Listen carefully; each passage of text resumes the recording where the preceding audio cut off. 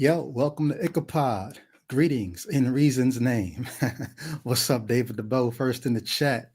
Good to see you, my friend. Um, got some exciting news, which I'll share in a little bit. Nothing too high tech, but in light of the times that we're in, figured I'd do something special. But I'll tell you about that in a few. What's up? Come on into the chat, and we are about to take some calls. But of course, I got to do the do and make sure that I'm streaming to all the right places, and dropping the link on Facebook will be key. So let me go to my Facebook page and do that now. Daryl, what's happening? Salutations. All right, so I see it on Facebook. We are live. Oh, and somebody said I got to make it public on Facebook. So let me do that as well.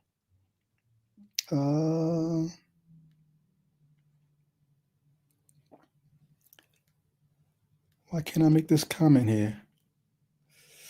Comments will appear here. Okay, let me make a comment then. Okay. Sorry, y'all. Call in. All right, so that should be on Facebook now in the top of the chat. And if you're on Instagram, if you go to, always forget, in my bio on Instagram, you'll see the link to be able to join me on screen. In the chat, in the live chat on YouTube, the link is at the top, but I'll post it every once in a while.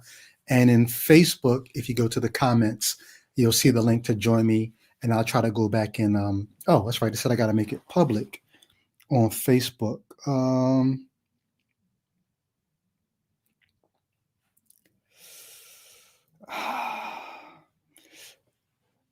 I know my man, James Pesh. He's the one that says you got to make it public on Facebook. And I'm trying to do that because I think the way my Facebook page is set up, only friends can. Okay, I think I saw it. Okay, I can.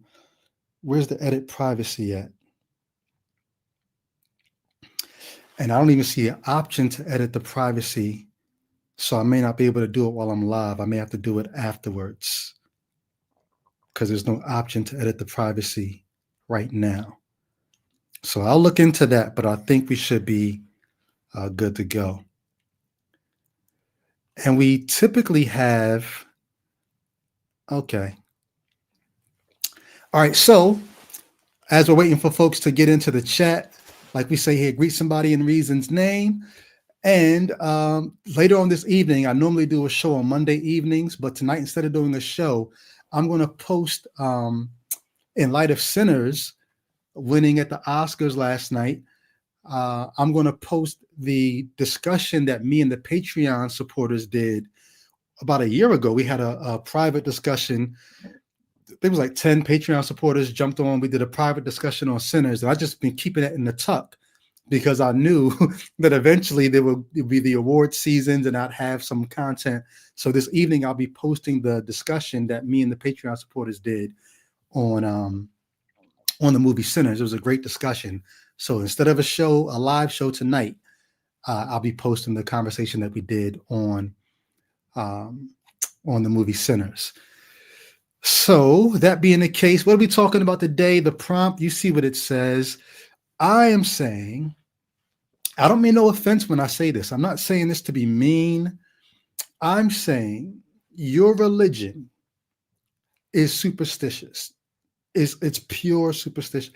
The religion that I was a part of, it was superstition. I don't even know what religion you're a part of. You might be a Muslim, you might be Hindu, you might be a Christian. I really want you to consider this. Even if you don't agree with me, just think about it. Is it even possible that your religion is really just organized superstition?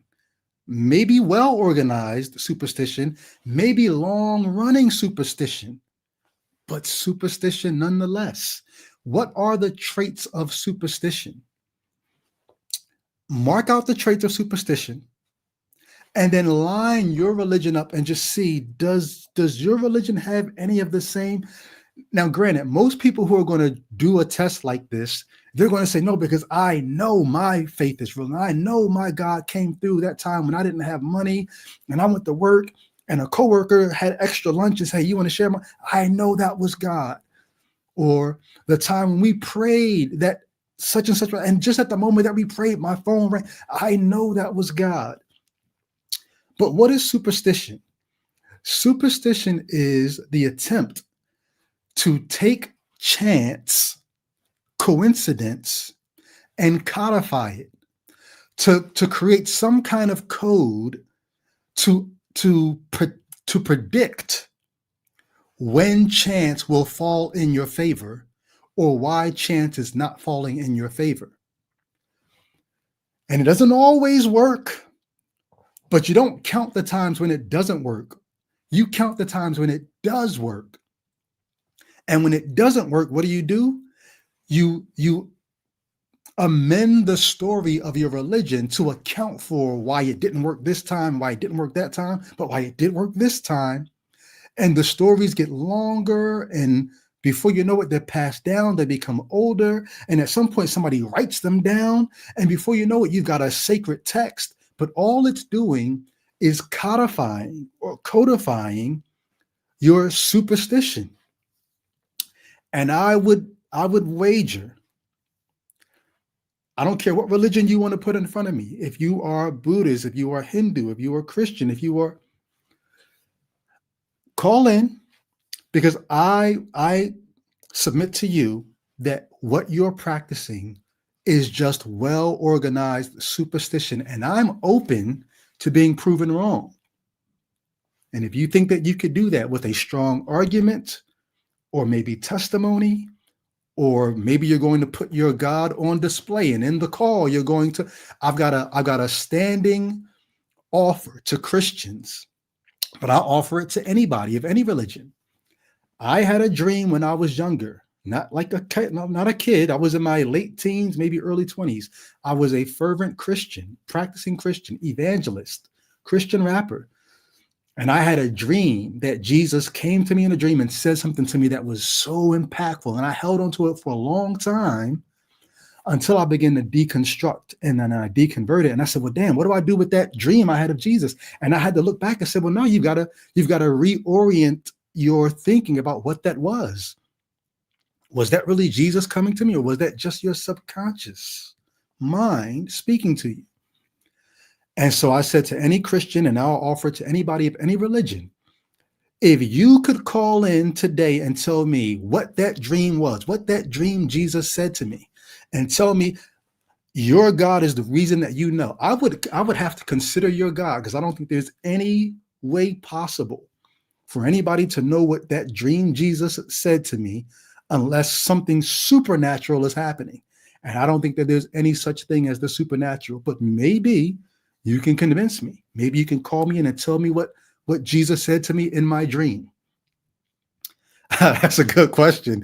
EAE says, or was it EIE? I don't know how to pronounce it, but says, was Jesus white in that dream? So I don't want to say, maybe I'll do it this way, because I think I may have said it in one or two podcast posts, but I won't say what ethnicity Jesus was or what he looked like. If you want to call in and tell me what Jesus said, maybe you also can tell me, was it black Jesus? Was it white Jesus? Was it some other iteration of Jesus? You need to tell me all that. If your God can tell me that, then I'll have to consider your God. That's a good question. So yeah, waiting for calls. The link is in the top of the chat, but I'll post it in the chat again right now. If you're watching on YouTube, I just posted the link in the chat again. If you're on Facebook, look in the chat, go to the top. If you're on Instagram, go to my bio and you'll see the link in my bio. You can join me on screen and you can tell me why you think your religion is more than just superstition. And I'll go further while I'm waiting for somebody to call. I'm going to say your religion is superstition to you, but it wasn't always superstition. To somebody or to somebody's the originators of these worldviews, these religions, it wasn't superstition to them. They knew that they were concocting a story. They knew that they were creating a narrative that was akin to myth. Somewhere far enough back in time, it wasn't superstition to someone. It was probably more akin to what we would call social engineering. If I've got a society of people and we need people to be on their best behavior, but when they get too old for mom and dad, and when they're outside of the jurisdiction of the law and the governors, how do we get people to still behave? Well, we need to find some kind of way to convince them that they're still being watched, even when no one's watching them. We need to find a way to unify ourselves. Think about what's happening in America right now. One of the reasons why white Christian nationalists are making the play that they're making is because they believe they see the rising tide of Islam and they want to fight against Islam, but they say, man, they've got a unifying religion that makes them willing to die. We don't have anything that's going to tie people together that strongly. And so we need something just as strong. And so white Christian nationalists are using Christianity because they realize this is how we're going to get the kind of social cohesion that the Muslims have in Muslim countries. And then they say, if we're not careful, the Muslims are going to make it like that over here. And so we need a rising tide of Christianity to combat the rising tide of Islam. Well, it's social engineering. These are the things that you put in place to make sure that your society is cohesive and make sure that people are on their best behavior when police can't watch them. That's social engineering. That's what a lot of these religions were at first. And it's also cope. It's cope. I was just watching, I told y'all on Facebook, I was watching Vikings, and when I got finished watching Vikings, I would jump online. But the episode that I was watching on of Vikings, one of their kinsmen had just got killed in battle, and they stood around telling stories about what he's doing in Valhalla, right? He's not, that's their afterlife. He's with the gods drinking wine in Valhalla. Well, it's cope. We need to tell ourselves a story, not just for while we're here. We need to tell ourselves a story for what happens when our loved ones die. That's cope. And it's social engineering. But then when it gets passed down to the adherents, then it's superstition. And the originators of the religion, they know that you're superstitious. They know that when you look in the sky and you see stars, you might think that they're ancestors, or you might think that they're, the dust from the feet of the gods. They know that you're looking for some kind of story to stitch it all together. And they're playing on your superstition. They're playing on your weaknesses and your vulnerabilities and your fears and your hopes to see your loved ones again that have died. They're playing on all of that. And then they concoct the religion and they pass it down to you and me. And we believe it. And then we look at our lives and we find ways in our lives to confirm it. So that when I prayed this prayer and this thing happened, oh, then it must be true because they said that a God would answer, and then look what happened. It's superstitious. It's superstition for us, but for someone, it was social engineering. And this is why we are where we are today. If you think your religion is more than what I just laid out, feel free to click the link. Join me on the screen. You don't have to show your face if you don't want to. You can turn your camera off. Just come on with your camera, or you can show face. And trust me, I am not the type to try to embarrass anybody. You may not say everything correct or right the way you want to. I'm not going to say everything right. There are things that I wish I could take back. Oh, I didn't want to say it that way. I used the wrong term.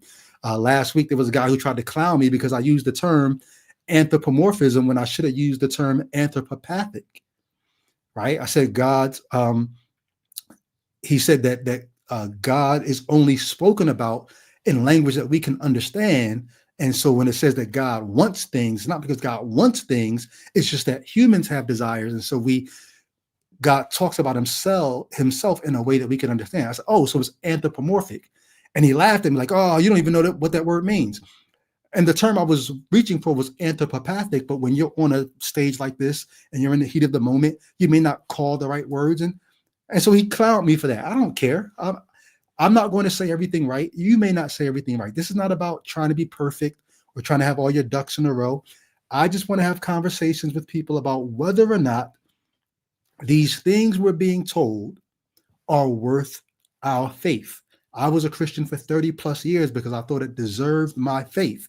And I realized, I came to the conclusion that it does not. And I repossessed my faith from Christianity. And then I looked at all religions and said, damn, they're all the same. They're all doing the same things.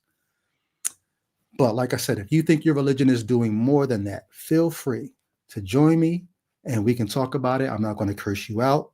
I'm not even going to curse at you unless you come on and do something disrespectful. The same person that I was just talking about who tried to clown me for using the term anthropomorphic called back in a few days later and told me that because I was Black, I had to earn his respect.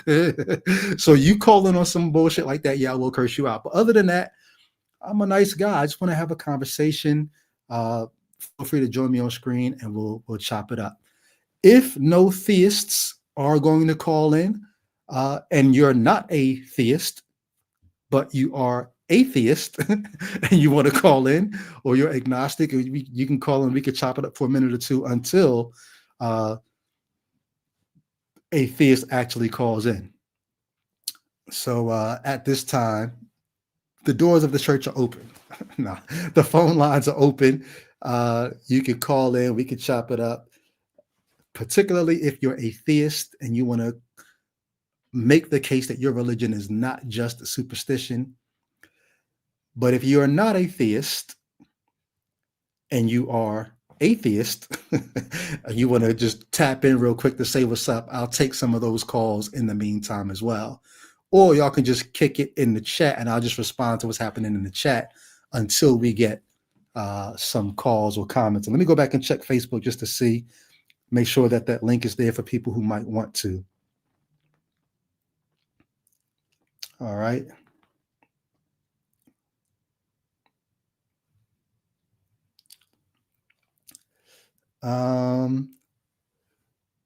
So I can't see the link that I posted in Facebook, but I know I posted it. Y'all tell me if you don't see the link in Facebook.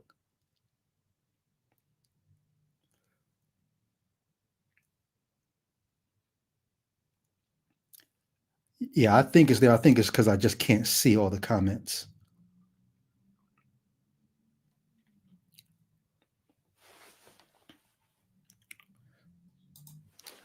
If you're on the YouTube chat live, scroll up, you'll see the link to join me.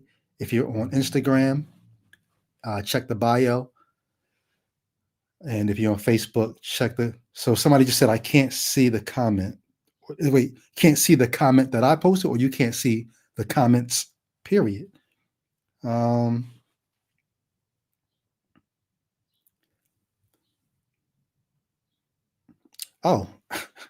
I just realized what that was. That's actually my my text, because it's translating everything I say. It's not live on Facebook. It's not on Facebook Live. Those are two different comments. So which are you saying? It's not on Facebook Live, because I have my phone open to my Facebook page and I'm seeing it live on Facebook. So I'm not exactly sure. I know it's not public on Facebook because I can't find a way to make it public. So only friends can actually jump on Facebook. Tranview, what's happening? In the Reason's name, good to see you. MJ Davis, good to see you. Mythos Boy, good to see you. Hey, Eddie, what's up? At work, good to see you.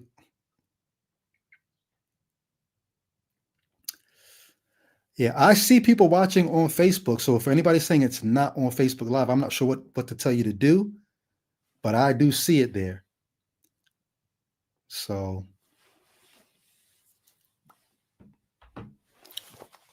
Gospel Politic says, yo, I would only imagine with a name like Gospel Politic, you are a Christian. I'm definitely looking for theists, particularly Christians. Somebody asked me, like, how come you only pick on Christianity? I don't only pick on Christianity, but I know Christianity the best. I would have a hard time trying to debunk another religion as well as I can debunk Christianity, because I know the ins and outs of Christianity. If you're a Muslim and you call like, yo, I can prove Allah to you, I still would love to have a conversation with you, because I think your religion is superstition as well. But I don't know your surahs. I don't know your scriptures. And I don't think I'm going to I don't think I'm going to take the time to learn them. I was going to say, like Trump told the people in South America last week at the Shield of the Nations meeting, I'm not going to take the time to learn your language. I'm not going to take the time to learn somebody else's religion. I spent 30 years learning my own, but I would love to learn it through having a conversation with you. And then I would love to ask you, why do you believe that? I don't think any of these religions are worth our faith. And I think we would get a lot further if we could shed them. That is not to say that religions have not done good in the world. They have. But a lot of it is artificial. Like when I was a young man, I became a Christian after growing up in church. And when I became a Christian, I instantly stopped failing in school, started making the honor roll. I stopped disobeying my mother. I became a model citizen, a model son. I became all kinds of things. Stopped chasing after the girls, stopped cursing. It made me a more, I don't want to say a better person, but maybe I could say maybe a better person. It made me a kind of person that you would want to be around, because I just was not antisocial. I was not self-destructive, and I was not destructing other people. But here's why I say it's artificial.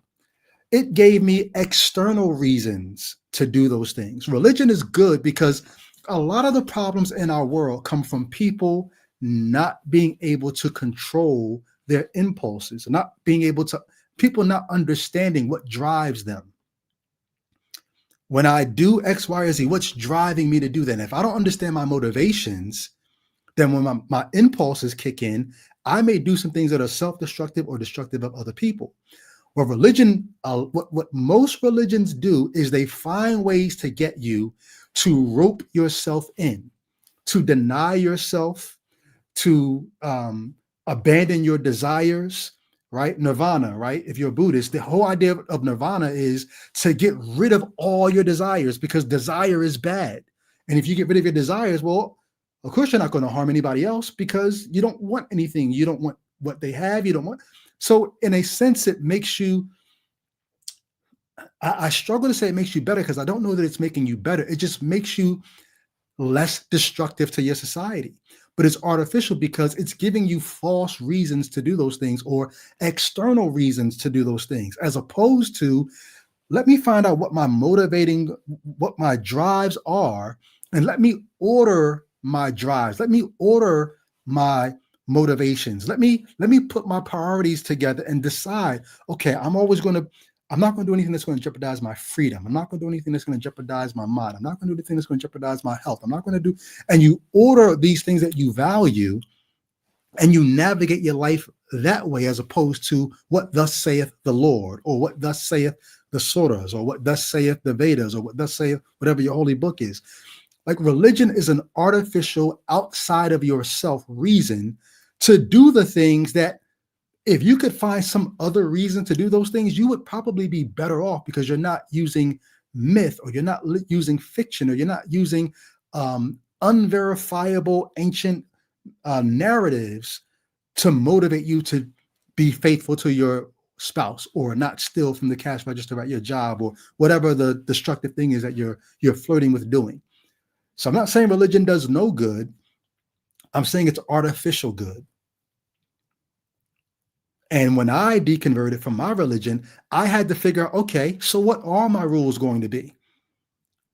Theists, especially Christians, like to tell non-Christians that, oh, the only reason why you wanted to go believe in evolution, or go believe in it, is because you wanted to be your own God. You wanted to make your own rules. No, it's not that I wanted to go make my own rules, but once I got out of that, I had to make my own rules. And I had to figure out, okay, so then what rules am I going to live by? That's part of the deconstruction process. I'm saying a lot. I'm trying to lay some breadcrumbs, or some bait to have a theist say, I'd like to talk about that, or I'd like to defend my religion against that claim. All right, got a caller calling in now. And then okay, I see you. I got you. Oh, I should have known. I should have known by the name who this was. But just in case, I always say this for anybody who calls in: your camera is on. If you don't want it on, I'll give you a second to turn it off. Otherwise, I'll bring you on in a second with the camera on. All right. I asked Gospel Politic if he was a Christian. Let me see if he responded. All right, Gospel Politic, are you going to hop on? Says you haven't watched my podcast. Maybe you're talking to somebody else in the comments. I don't know, but I'm going to bring on our first guest who's got the screen name of 144,001. What's up, Michael Apple? What's good? Can you hear me?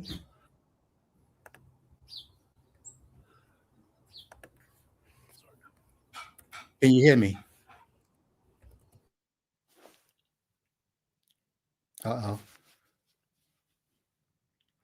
Oh, Gospel Politic is John Howe. John Howe was a past Christian guest.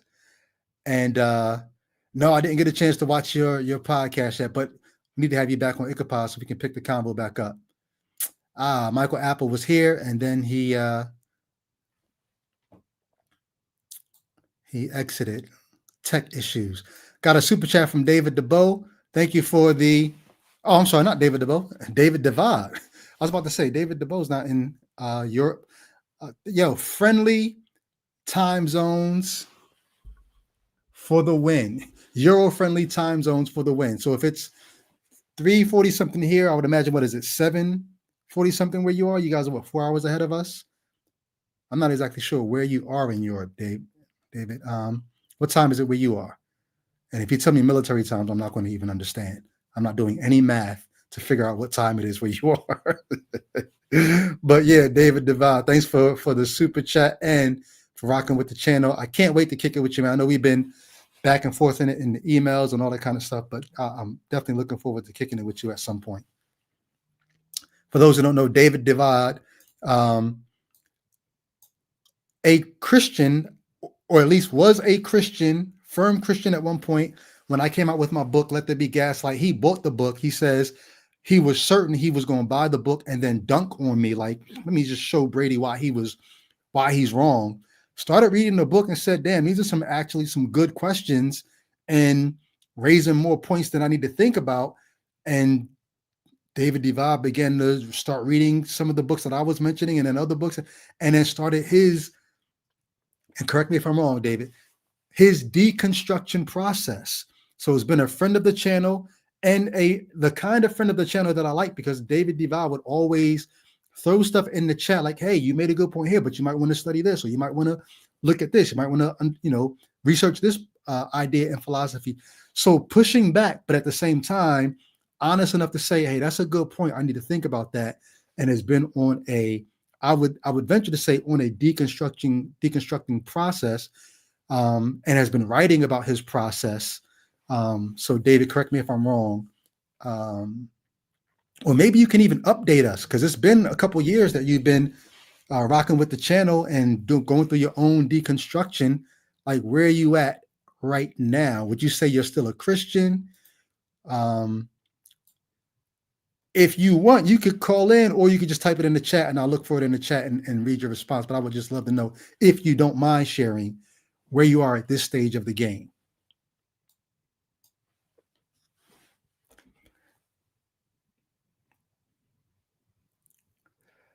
Ed said, Ed on Facebook says there's no link to call. So if you can't find a link on Facebook, I did post it there. But if you can't, come to YouTube, come to my YouTube channel at Ichabod, ICHAPOD. Matter of fact, let me go to the Facebook and see if I can type it in the chat there, because I did it on my phone. But if y'all are not seeing it, I don't know why. I'm going to put it here and I'm going to pin it. All right, so I just put it in the chat on Facebook, so now you should see it. And then I'm going to pin it, which means I got to go to the app on my phone to do that. So give me a second.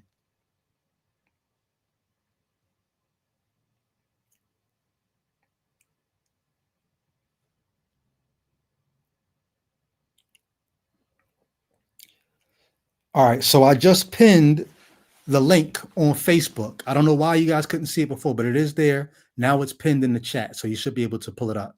No problems. All right, so our first guest, 144,001. It's a joke between me and Michael Apple is back. Let me bring him into the screen real quick. Mythos boy, what's good? I think I hear you say something else.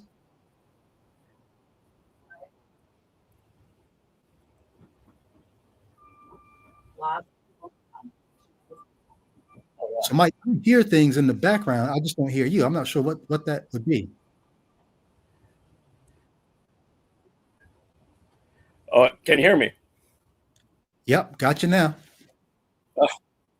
Yeah, definitely. Yeah, I've tried it a couple times, got a really bad connection, so I've been in and out. Okay. Okay. Any better now? Hey, it's good to see you, man. Uh-oh, did you freeze? Tell you what, I'm having real connectivity issues. Well, That's the thing about connectivity issues. It'll fool you because it'll start working for like 5 seconds and you're like, oh, we're good. And then it'll stop working again. So I had you for like 5 seconds and then you froze up again. All right. I'm gonna remove you from the screen for the time being. I got another caller calling in. This is the abbreviation FR. Is that Friar? Mike? No, not Friar. He's shaking his head. I see him in the back. Okay. But just so you know, your camera is on and your name is on the screen. I need to remind myself to warn people because some people don't want that stuff to go public. So just so you know, your camera is on and your name is on the screen. I'm going to bring you on in a few seconds in case you want to make any changes. Oh, Father Michael. Why didn't I get that? Is that a typical abbreviation for Father? I've never seen Father abbreviated in my life. Like I've seen Doctor. Okay, let me go ahead and bring Father Michael Straction on to the screen. I hope I said your name right. You'll let me know. Hey, what's up, Father? Hi there. Did I say your last name correct? It's Strachan, so the CH is more of a hard K, so Strachan. Strachan. Yeah. Okay. If you don't mind, you don't have to, but do you mind telling us where you're calling from? I'm in Largo, Florida. I actually don't know what's going on. My buddy sent me a message and said, "Do you want to go on a podcast?" I thought he was on, and now I don't see him. So is your buddy John Howell? Yeah. Okay. So he's in the comments. He's been a guest on this podcast in the past. So just so you know, since you don't know what's going on, John and I know each other because I was a Christian rap artist for many years, a well-known Christian apologist and all that. I deconverted. My deconversion process started about 10 years ago. Okay. And I came out as an unbeliever. What was it? I came out as an unbeliever in 2022. And since John set you up, I'm going to bring John on the screen with you. So now here we go. Hey, buddy. Oh, he's John, muted. can you hear us? Your mic is muted. Yeah, hang on. I got two things on. Hey. How I sound? Sound good? Yeah, you sound good. Father Michael's probably going to have a bone to pick with you after because he didn't know what he was getting into. He just clicked the link. Well, he did send me a little bit of a message, but I didn't know the whole thing. So, and sorry, I'm working on reconfiguring my network here, which is why everything behind me is a mess. So okay. I apologize about that. All good. Hey, what's up, John? Welcome back. Your setup. Brady, how's it going, brother? Good to see you, man. All is well, man. All is well. I'm not sure if you heard the prompt that I spent time elaborating on at the beginning. I'm drawing a line in the sand, and I'm saying religion. And I don't say this to try to offend, but I do think it's worth saying. Anybody's religion. I think your religion, the religion that I was a part of as well, I think it's superstition. But I know, John, you in particular, you sort of curved that bullet. Like, no, maybe the Christianity you knew, Brady, was superstition, but the Christianity that I'm a part of, like, it's the real deal. And so I would love to hear, or if you want to hear more from me, I could lay it out. Why would you say your religion is not superstition? Yeah, so I'm going to be that guy who asks first, how do you define the word superstition? Great question. I said some things at the beginning that kind of laid out what I think superstition is, but Sure. to just sum it up, I think superstition is it's the human endeavor to tap into the supernatural to make sense of the natural without having any trying to figure how can I say this, without having any verifiable way to substantiate that the supernatural actually exists. So that's probably convoluted and a long way to say it, but it's an attempt to make sense of the natural by appealing to the supernatural without being able to verify the supernatural. And would you therefore say that the supernatural it's appealing to is non-existent, unreal, obviously untrue? I mean, like, is that the distinction you're making, that it's appealing to something that doesn't actually exist to make sense of the because natural? I think even in that, like, if it was appealing to things that were completely unreal, it wouldn't work. But what I think happens is it appeals to parts of nature that we have not yet been fully able to explain. So if you go back in time, a lot of the superstition was based on what's happening in the heavens. So the stars and, rain and clouds and constellation and all that, those are real things. But because at that time in human history, we did not have the wherewithal to explain those things to ourselves, we were free to make up our own explanation for what's going on in the stars. So the superstition is not the things themselves, it's the stories that we tell about those things. So it's kind of like the MCU, right? Where magic is just science we haven't figured out yet. In a sense, because when people were appealing to the stars, whether they were calling them ancestors or in the Hebrew Bible when they're the sons of God, whatever you're appealing to, those things are real, but those things are not doing any magic. Real things are happening on earth. Maybe there's a flood, maybe there's a famine, maybe there's whatever, but you attribute to the stars the real thing. So I don't even think it's magic that we don't understand yet. I think it's just nature that we don't understand yet. So, I mean, there is a part of me that wants to just agree with you. Like, if I'm being frank, John will probably, if he could unmute himself and talk, I mean, he will probably tell you, I think in some ways I approach some of this from a very different perspective. I was raised sort of thoroughly conservative, thoroughly evangelical. Went to Wheaton College for graduate school, got degrees from several evangelical universities. Where was your and first had college? a sort of What was your first crisis of, I usually don't say faith because I don't think I ever lost my faith or even sort of doubted my faith, but recognize that the entire system that evangelicalism was built upon was it was shifting sand. It was a house of cards. It could easily topple if you just sort of pulled the thread hard enough. And I got to a point where I sort of said, as I was working towards my PhD, that I'm gonna have to make a choice between this theological system and the arrogance that goes with it, the idea of we know what God wants, and what I actually literally just preached on this yesterday. But the arrogance of what we know how the world works, and so we can condemn people because God's told us so. We know who God would bless and who God wouldn't bless because God's told us so. It's all incredibly more complicated than that. I think at best this world has broken signposts that are pointing off into a fog Now you're saying you don't think anything actually is there beyond that fog. I think they are. I think because there's these common things like our need to be in community, the fact that we can be just stunningly jaw dropped by beauty, the sense that I didn't have to tell my kids about justice. Like I didn't have to sit there and teach my kids about what's fair and what's not fair. Yeah. Like that was innate in them. They knew that hey, the world isn't the way it's supposed to be, right? So if you're gonna say, well, you've got to have purely rational proof of pointing from this realm of existence into the supernatural, which I don't even like that dichotomy between natural and supernatural, and I can go into why, but I don't think it exists, with one exception. I think the Christian confession is essentially that the world is full of signposts that were pointing us towards a creator God who was full of beauty and full of truth and full of justice.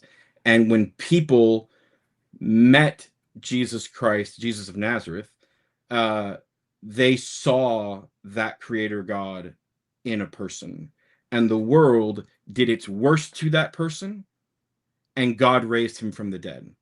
And the Bible's claim isn't, hey, he died, but his spirit went off to be somewhere and he's actually in heaven. The Bible's claim isn't, hey, he died, but we don't know what happened to his body. Their claim from the beginning was this guy rose from the dead. And that's not a claim about the supernatural. They're making a claim about history. They're making a claim about something that happened in space and time. So at that point, we're not pointing beyond natural to supernatural. We're saying something happened in history that cannot fully be explained by the world as our scientific, rational, essentially Epicurean minds understand it, right? So and their can I ask you real quick? Yeah, real quick. Would you disagree with the framing that says the Bible presents Jesus as being raised from the dead as a supernatural act? Would you disagree with that? The Bible, the terms, I mean, I don't want to get like, I don't think this is purely semantics.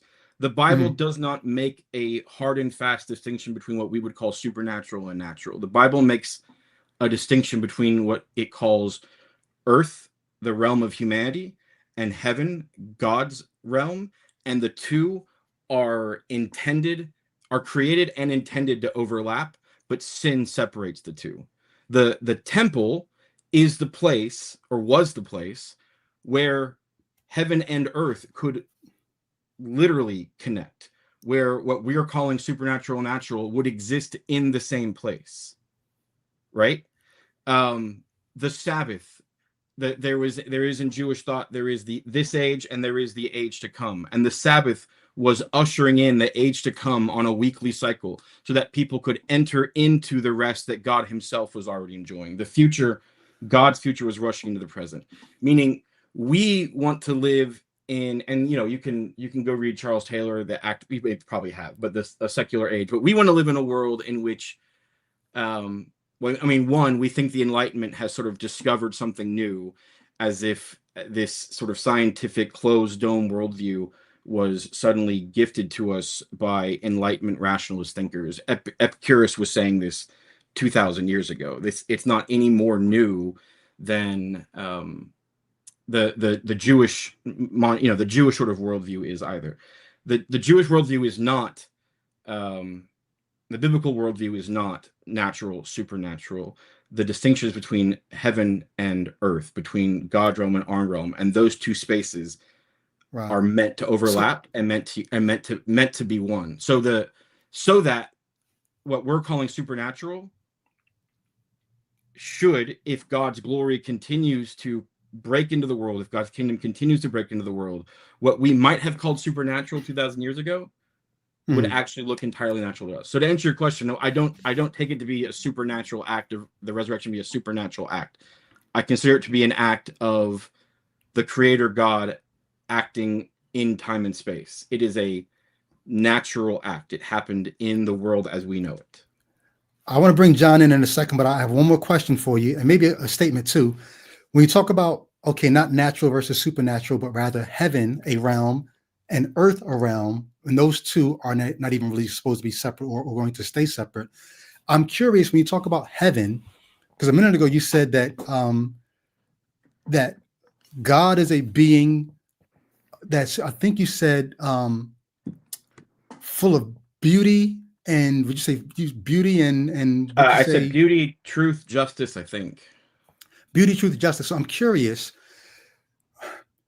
would you have that same view of God if you were not where you are in the universe? Like if you were in outer space and watching supernova, watching explosions, watching gas giants, watching debris, watching comets, watching things that are inhospitable to human life. If you were not in this Goldilocks zone that we're in here, would you still think that the God that you're appealing to is a God of beauty and justice and all that? Or are you not simply just telling yourself a story that you're fortunate enough to tell because of where you happen to find yourself in the universe? I mean, it's really interesting that you sort of phrase it like that, because you could have just appealed to like natural disasters in this world. You're talking about the cosmos. Well, no, I could add all that on top of it. I could add the suns causing cancer and all that.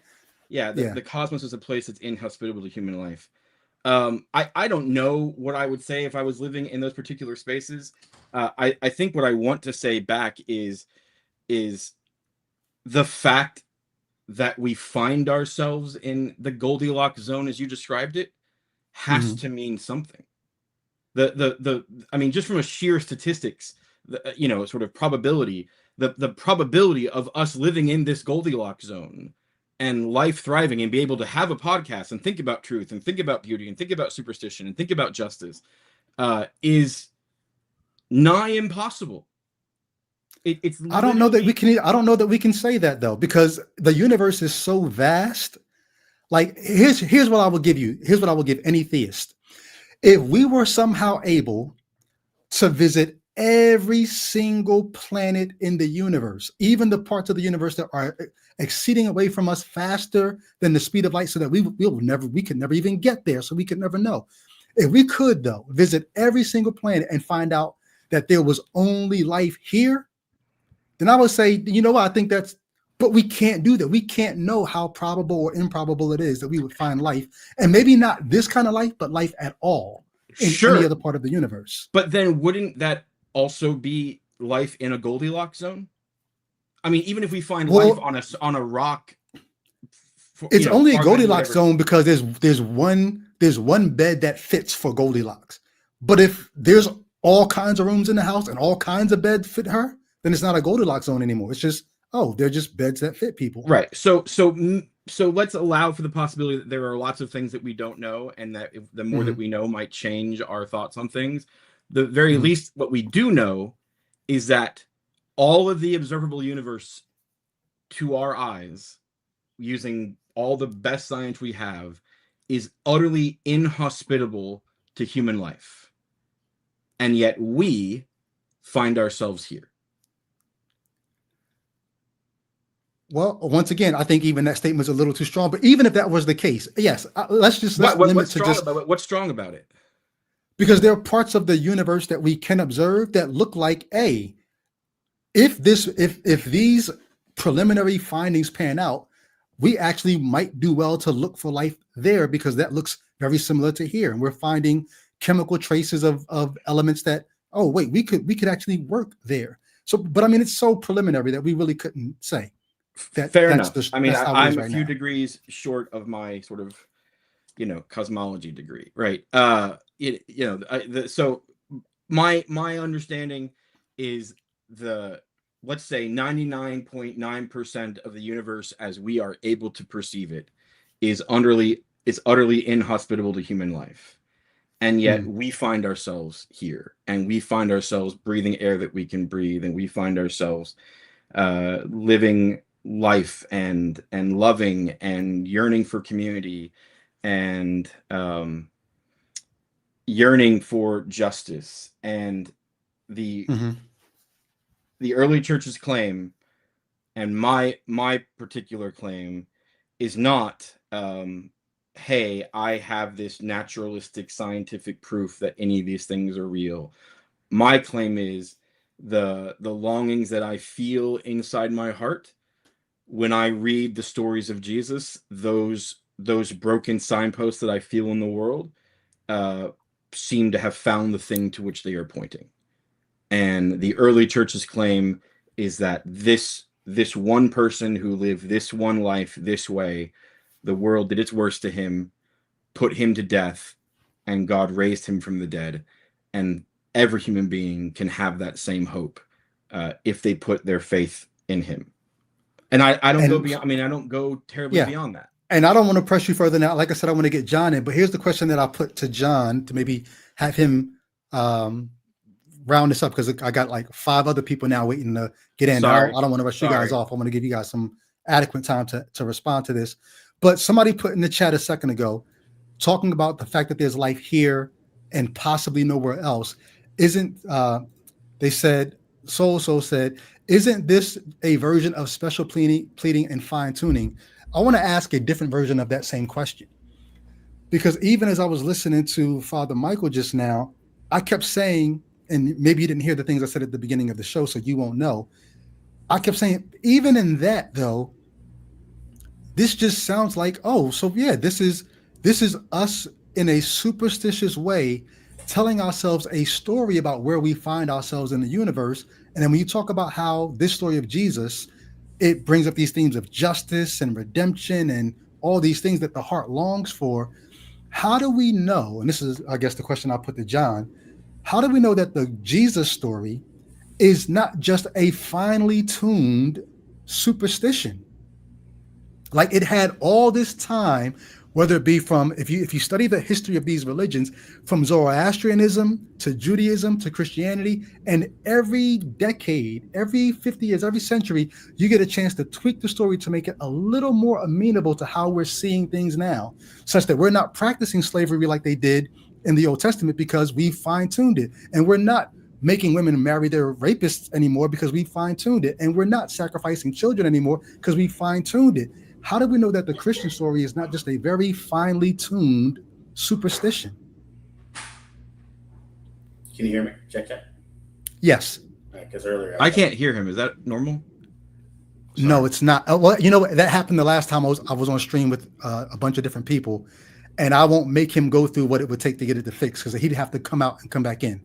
So I apologize. Okay. It's okay. Yeah. What you can do is maybe, no, that'll take too much. I'm gonna let John go because I want to try to get to these other calls too. Sorry. No. Like I'm mainly here to introduce Father Michael. He's the scholar, and he. Okay.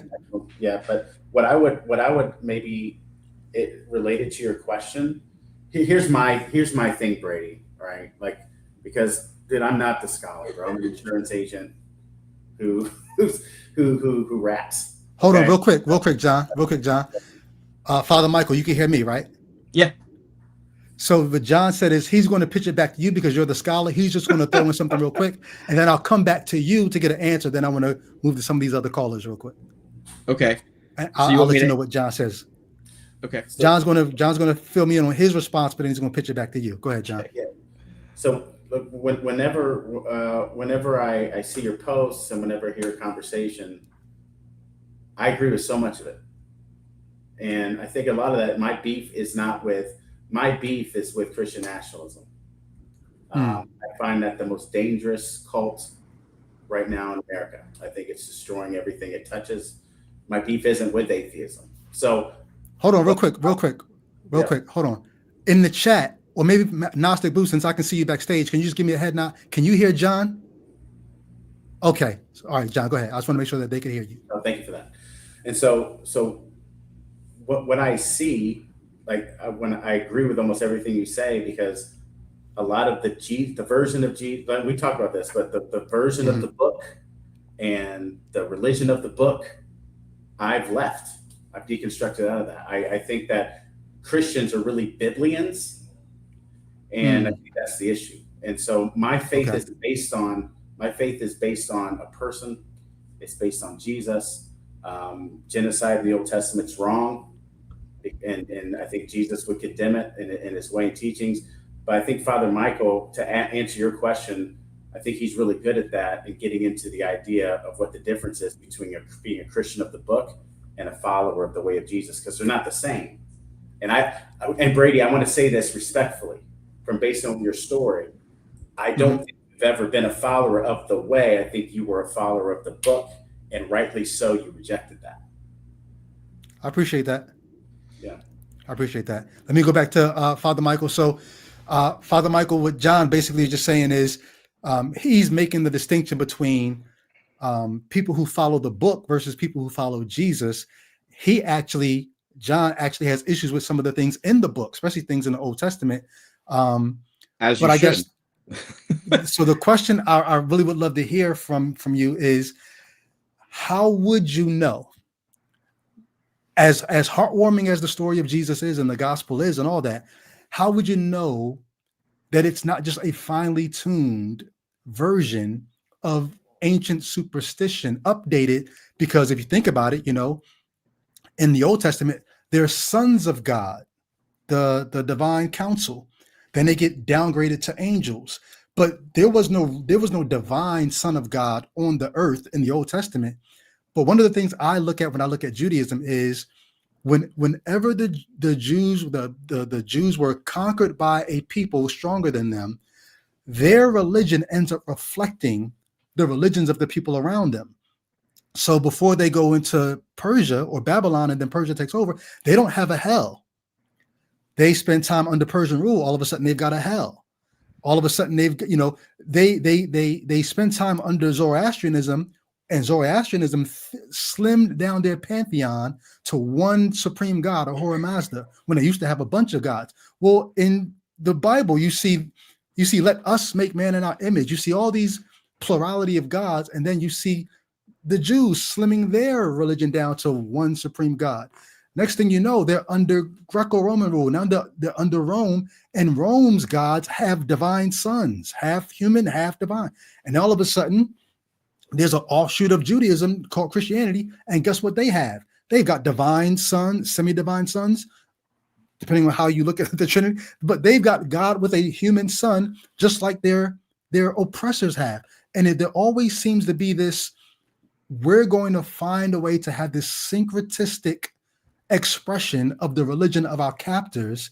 And I guess I'm just saying that to say, why shouldn't I think that Christianity is just a finely tuned, updated version of an old superstition? How would you respond to that? Yeah, well, I'd want to respond. First of all, I don't think your reading of the development of Jewish faith is accurate, if I'm being frank. Okay. If I mean, certainly any culture that lives inside the context of another culture is going to adopt thoughts, practices. Like it's impossible not to. But there's also this very serious strain throughout the history of Judaism of reducing or resisting that very thing. I mean, the Maccabean revolt is maybe perhaps the example par excellence, but the whole point is their resistance to just sort of blending in with the cultures around them. I think in more general terms, I think I'd probably want to agree with you that it is what word did you use? I said it's a finely tuned, updated version of an old superstition.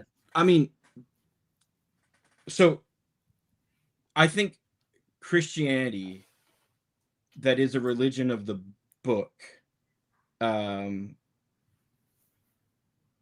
Somebody said Maccabees are kind of late in the process. You can go back earlier. They're being told to divorce their foreign wives because their foreign wives are having syncretic influences on them. There are several examples of this. That's why I said the Maccabees are kind of the big one, and the war was fought and the whole deal. But nonetheless, sorry. I don't think Christianity, or I don't think Christians should be, I say this frequently, that Christians are Christians, not Biblians.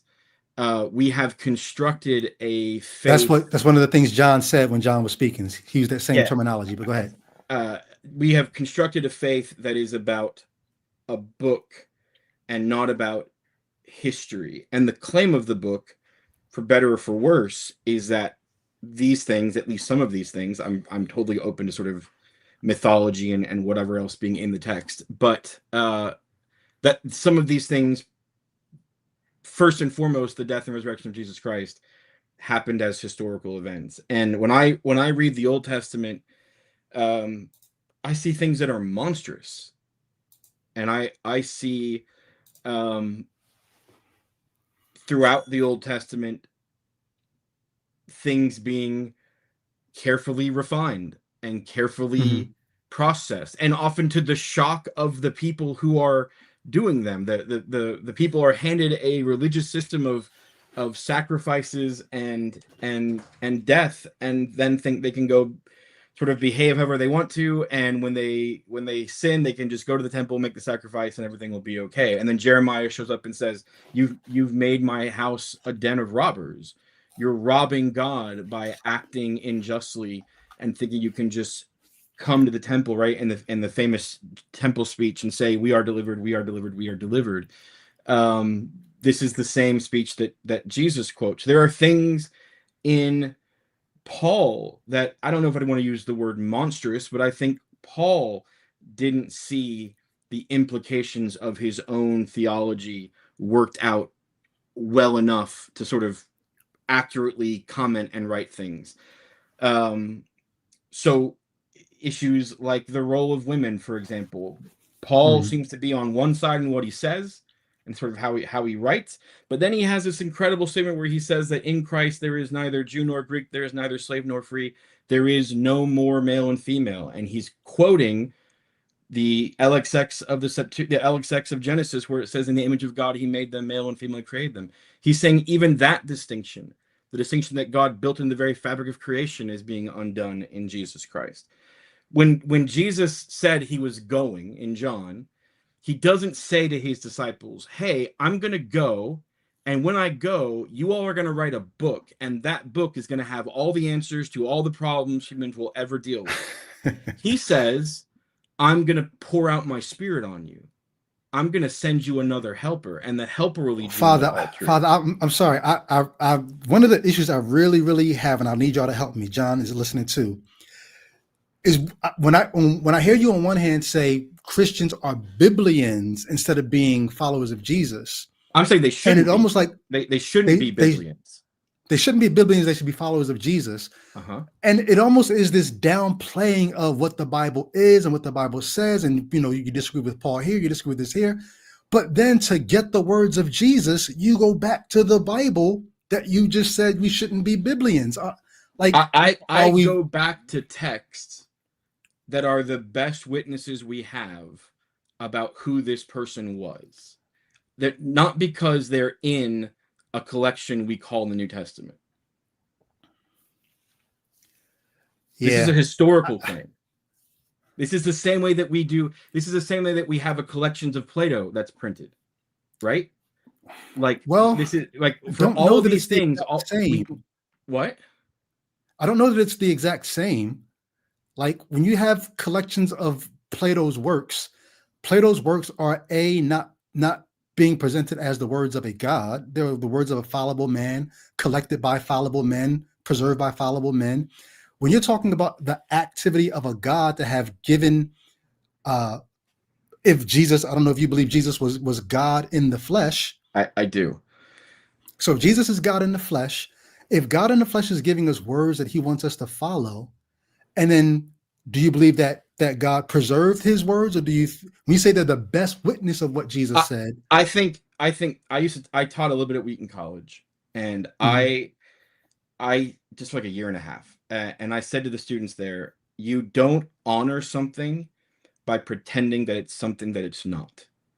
I think the church has built a facade of what they claim the Bible is, and that facade is actually about power, authority, and control, and not about what the book itself actually says.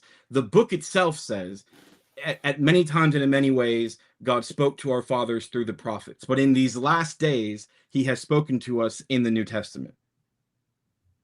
So do you trust it says the Bible? but hold on, it says it has spoken to us in a son, right? Paul said that scripture, I mean, this is assuming Paul an officer for 2 Timothy, obviously, but 2 Timothy says, all scripture is theopneustos. This is a word that didn't exist until it was written in that context. It is what they call a hapax legomena. It is not a word that anybody else would have known, like, oh, this is what that word means, right? So when we start adding to it things like, let's say, strict inerrancy, we're just making up what we think Paul meant. If you ask, where is there a sort of story about God and breath, your mind should immediately go back to Genesis, where God takes the stuff of this earth and breathes into it, and Adam becomes a living being, right? Like, I don't think the claim of the Bible is that scripture is this the book that we have made it out to be, let's say. Right, but here's my main question: whether or not it's inerrant, or whether or not it's, I think what people want to know, people like me, is it reliable? Why should I trust it? Like when you say it's the best witness, what makes it such a good witness? The question of the reliability of the Bible. So one, I'm not working in a modernist objectivist criteria where for something to be reliable, it has to be 100% reliable. I heard somebody say once, God's word can never lie, because how many times do you have to be a liar? How many times do you have to lie to be a liar? Once. So if the Bible lies once, the Bible is a liar. That's just not the way actual truth and epistemology works. It's not the way that anybody actually deals with anything. We deal with probable certainty for most things. We actually deal in stories for the most part, and we can confirm some of those stories with scientific evidence, but we don't think that way. I'm sorry, I just had to bring Gnostic Boo in, because Gnostic Boo, when you said one lie doesn't make somebody a liar, Gnostic Boo's face said so much. And so wait, what's that? We've never spoken voice to voice. We've only went back and forth on Facebook. Your thoughts? I'm just curious, because I have thoughts, but and Father Michael, I want you to finish, but I need. Yeah, I had thoughts, but I needed somebody else to make sure I'm not crazy. What did you hear just now? Can everybody hear me? First of all, okay. My thing was, when I first got in on this live, was when you said something about religion, Christianity being a superstition. I'm reading right here in the Bible in Acts, where Paul, in one version of the Bible, is calling Christianity people in Athens, religious. The people in Athens are religious. And then in another version of the Bible, he goes and tells them that they are superstitious. And then to go back to your question that you're asking him, how do we know that this stuff is reliable? You as I'm thinking a theological father, what have you, you're of course you're going to debate that, you're going to go against what he's saying, but my thing is, when I go back in history, I want to go back from when was the first book written? The first book written was Mark. Scholars agree to this. Historians agree to this. Theologians agree to this. Critics even agree to this. But when I go and look up what all does Mark contain, it doesn't have the birth of Jesus. And the last verses in the very end of Mark, 16th chapter, 8th or whatever it is, the 16th chapter, the original manuscripts only have 8 verses. And the rest of it has everything to do with the 500 witnesses of Jesus, his ascension into heaven, and all of those things. All of those things are made up. And now you have Matthew and these other books written after Mark, that are written after Mark, that are, just like you said, Brady, modernizing what they read in Mark. Okay, so that tells you right there that it's not reliable, because have you ever asked yourself how many people have lived and died believing this stuff? and then never to know that the end of Mark is fake, made up. So let me ask one question, Father, and then you can chime in. So Yeah. the question, I think, like I said, his facial expressions maybe bring him in when you said that. How many times does the Bible have to lie for it to be considered a liar? You said you don't think truth works that way. And what Gnostic Boo just came is like, but we run into all kinds of things that make us say, well, dag, if I have I good didn't hear a reason to not single trust problem this- in what he said that actually is even remotely a historical problem. Okay, so then I guess the question is, why would anyone? Yeah, I think I will ask it that way because I think I know why you trust the Bible. You said you trust it because it answers those questions that you have when it comes to things like justice and beauty and truth and goodness, and it's sort of like it's almost like chicken noodle soup for the soul. Yeah. But if somebody I wants wouldn't put it quite that way, truth- but sure. all right, so if somebody wants to know that they have good reason to believe the things it says, Yeah. would you point them to the Bible saying there's good reasons to believe this outside of how it makes you feel?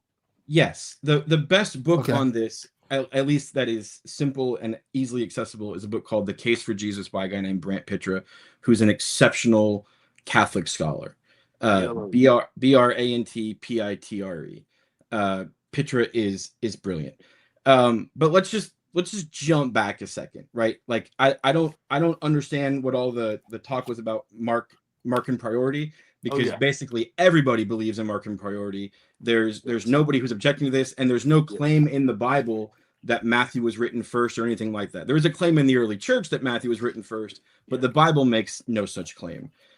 Most Bibles, I can't say all of them because I haven't checked them all, but most Bibles, when you get to that latter ending of Mark, verses 9 through 16 or whatever it is, will print them in some kind of brackets and will say exactly what you just said, which is these words don't occur in the oldest original manuscripts. That's right. They are printed there because the vast number of manuscripts did contain them, but there are at least a certain number, right? So you're right. Something happened. There's either two options. Either Mark was written with it. Mark is this gospel in which everything is hidden, right? Even Jesus is walking around saying, "Don't tell anyone, don't tell anyone, don't tell anyone." And then it ends. If it just ends at verse 8, the way it sort of, you lop off that longer ending, it ends with the women being told that he's risen, but there's no post-resurrection experiences. In fact, the last thing you hear is, and they were terrified and told no one. And it sounds like the whole story just fails there. So either Mark wrote an ending, or sorry, Mark ended his gospel there in perhaps the most cryptic way imaginable, or there was an ending and it was lost to the sands of time. Right? We don't know what the answer is. There's nobody, no good thinking Christian will tell you that the longer ending of Mark is what we would call like authentic, canonical, authoritative material. They wouldn't. I mean, I'm sure there may be some. But here's the point, because you asked, Father, real quick. You asked, you don't know what those points have to do with the discussion. But if you could address this while you're talking, the point is those brackets that take verses 9, 9 through 16, 9 through 16, something like that. Yeah, something like that. 9 through 6. The brackets that take that last chunk and say, hey, these are not in the earliest manuscripts. That was not always printed in people's Bibles. That's a modern, like you said. Correct. The last thing that Gnostic Boo said was many people lived and died thinking these verses were part of Mark. But here's the question I would have. But why I still don't understand why that matters. I mean, think about before. Here's why. Let me finish this point. Here's why it matters. Before the critical apparatus, before there was a collation of Greek manuscripts and a critical edition was made and a critical apparatus was made, right? The people of God just got by with whatever bad, and I mean bad in kind of a range of ways, but bad manuscript their church happened to have. The edition of the New Testament printed in a Greek New Testament is what they call an eclectic text. It has never existed until it was printed in that critical edition. So every copy of every manuscript of the New Testament that has ever existed was flawed in some ways. And yet, Christians continued to get by, and they continued to love people, and they continued to love God. Like, it's not built on the certainty of the New Testament manuscripts, or whether we have the longer ending of Mark or whether we don't, or whether Mark was written first or Matthew was written first. That's not what any of this is actually about. That's what we have tried to make it about. That's what both critics and the evangelical church have tried to make it about, that we know these things with certainty, and so you should believe this as a rational proof. That's not what this was ever actually about. Well, so, but in our Bibles, I'm gonna pass it to Gnostic Blue real quick, and John, if you want to say something, feel free. But don't we have biblical authors who say things to the effect of, these things are written so that you might know the certainty of the things that you believe? Is that a late addition, or is that really why they wrote these texts? I think you're conflating a few things. Like, Paul talks about the Old Testament stories were written for us as examples. No. John, the ending of John, I'll find the text. Says that, like, these things were written so that you might believe that Jesus is the Christ. Go ahead, Gnostic Blue. Go ahead. I'm keying on the word certainty in what you said. Right. Yeah. Okay. Well, my thing was, I don't know who said it, but someone said that they were something like a follower of Christ and not the follower of the book or something. I know maybe I'm probably, me or John probably would have said that. John, my thing is, are you still religious? Are you still a believer? In other words, I'm a priest. I celebrate communion every single day. I mean, every single Sunday. I dress up in vestments, and we open the Word of God and we read it. But I don't sit there and say. My thing is, sir, is what? Let me ask you this. Yeah. And this was a big part of my deconversion. Okay. My knowledge about Hellenism, imperialism, and colonialism. The main thing that I got out of that was there was a way of thinking among different cultures, depending on where they were in as far as geography is concerned. If they were Hellenized, if they were imperialized, if they were colonized, their way of thinking was altered into a new way of thinking. And that new way of thinking had everything to do with the authority. Okay. So the thing is Christianity exploits. And it exploits because people are living and dying, believing that all of this stuff is literal. And so they're putting their mind into it. They're putting their heart into it. Okay. So when you say, well, they may be reading it wrong or whatever you said, but yet you see Christians doing this, and doing this. Well, that individual person, if they were not a Christian, they would still be doing it if they had it in their mind to do it. Okay, so what they're doing is they are applying what they believe to reality. No different than a child who believes in Santa Claus. A child who believes in Santa Claus so strongly that child will look up to his parents and say, Mommy, Daddy, did you get what you wanted for Christmas? So that is applying a belief in Santa Claus, which is not real, to a real person, which is that kid's parents, to a real event, which is Christmas and everything in between. But that still doesn't mean that child is not being deceived. All right. So now my question to you, sir, is, and the reason why I asked you, are you a believer specifically? Because I want to know what type of research have you done on that word believe? I'm genuinely not sure what you mean by what kind of research have I done on the word. Yeah, that's very important. The reason why that's very important, Brady, hold on a second. The reason why that's so important, because I can look at you and see that you are a man. You're not going to look in the mirror and say, do I believe I'm a man or do I know it? And so just that alone, yeah, it may seem simple, but oh yeah, that's very profound. Because now when I go to the text in the Bible, the New Testament alone, I see this word believe show up over 150 times in the scripture. And so just that alone, that's why I want to know, you need to do some research on the word believe, just that alone. And it's going to probably answer a whole lot of questions that you may have that you're not sincerely saying.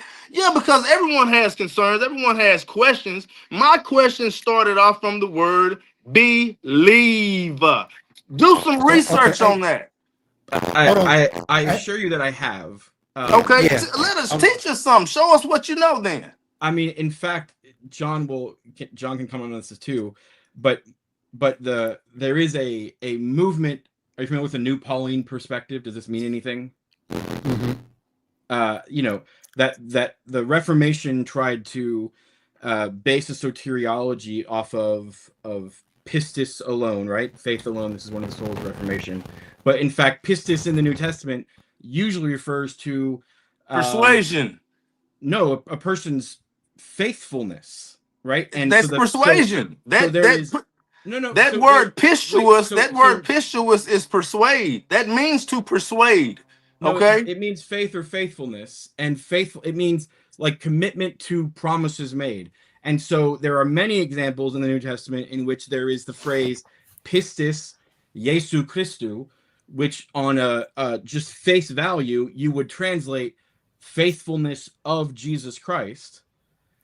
That has been translated in most of our Bibles as faith in Christ, making it a thing that we do and some kind of action going on inside us, not what God has accomplished in the person of Jesus Christ.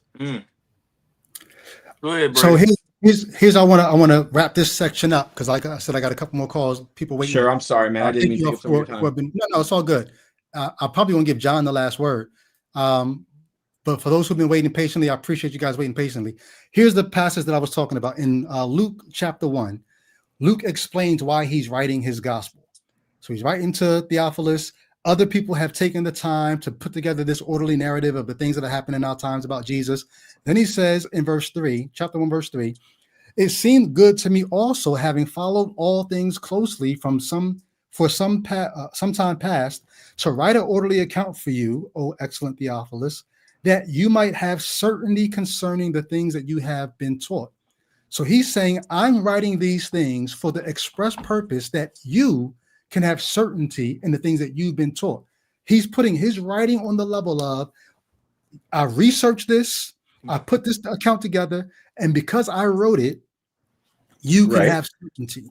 And I'm just saying that to say, if you're saying that Christians or Biblians have been in error for going to the Bible because they wanted to know something certain, the Gnostic Boo says, well, we have evidence that this part of the text wasn't original. And if they felt the comfort to add things to Mark, to at least the end of Mark, how would we know whether or not they had comfort to add other things in earlier manuscripts that we just haven't found yet? If we found those earlier manuscripts, then maybe the whole chapter 16 wouldn't be there. Maybe the whole. All I'm saying is, sure. So there's two. Certainty, there's two different issues, right? Mm-hmm. So one is Luke is saying, imagine the early church. We're talking like the first. I mean, the scholarly consensus for dating of Mark is about 65, 66, right before the destruction of Jerusalem. But certainly the temple. I tend to think it's actually a bit earlier, but whatever. For 30, 40 years, there is no record of of who Jesus is, right? There's just verbal, there's maybe some things being written down, there's stuff being passed around. No one has said it in story. Luke is claiming to have researched the story and put it down. That's the certainty he's talking about. I don't think that word therefore means he, one, could not have made a mistake somewhere, or two, therefore extends to the whole corpus, right? He's just saying, if there is confusion about who Jesus is, what he did, the sequence of events, let me sort of set that right. And that's even a fascinating thing, because if given, depending on your view of the organization of the Gospels, if he either is writing with Mark in hand and Q in hand, or he's writing with Matthew and Mark in hand, right? Depending on your source theory hypothesis. If he's saying Matthew and Mark need to be corrected, I needed to put this stuff in order and get it straightened out, that's already telling you in the text that this isn't about sort of absolute certainty. He's trying to provide it. That's the first thing. The second thing is hold on, real quick. Yeah. But even if I could, so if you're saying the fact that he needed to get involved to straighten out the mess, but he's still saying to his reader, I did this so that you might know the certainty of the things that you've been taught. But you're saying, you're coming behind Luke saying, but even Luke is probably not going to be able to give you certainty, right? I'm saying if by certainty you mean like, okay, let me my mom's on her way to visit, right? I have certainty that she's my mom. I've never done a blood test, right? Like, we don't actually live our lives based on the kind of certainty that you're asking for, right? That you're sort of saying he's implying. That's not what. But there's a reason why, Father Michael. There's a reason why. Because, and this is the thing I was going to say a little bit earlier, and I want to kick to John because, like I said, I want to get to these other calls. Well, I want to say one more thing about what you said earlier, but go ahead. All right. So my thing is this: in everything that I heard from you and John, and I hear this from Christians a lot, it's almost like rather than putting the onus on God to clear up what his side of the story is, what his revelation is, what we should believe, like the onus ends up being on the revelatory process or the preservation process. Humans are fallible. We could never. It's almost as if we're removing the idea that there's supposed to be a divine person who cares whether or not people understand his side of the story. If there's no living God behind it, then yeah, of course humans aren't going to be able to pull off a trustworthy manuscript for 2,000 years. But if there is a living God who's concerned about revealing himself and being known and worshiped in spirit and in truth, if that being exists, I would not expect this to be the process that we have to get to know him through, which is why, to me, this points more to it being superstition. Because where is the God who could clear any of this up? Right. Based on the epistemology that you're describing, it's all going to be superstition. There's no way around it. I think your epistemology is flawed, essentially. Hold on, it's flawed that I should want truth from the God who wants me to worship him in spirit and truth. I think you're saying let's just for a moment presume that the Bible in some general capacity corresponds to truth, right? The God that we see revealed in the Bible is a God who frequently wants to work through, who actually, I say frequently, almost always, without any exception, to the degree that he actually became one, always wants to work through human beings.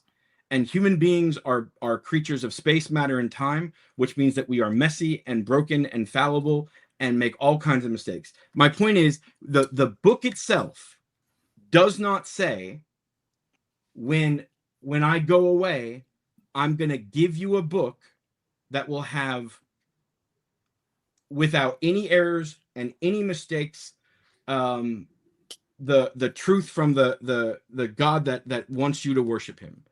The book says, I have spoken in these last days in my son.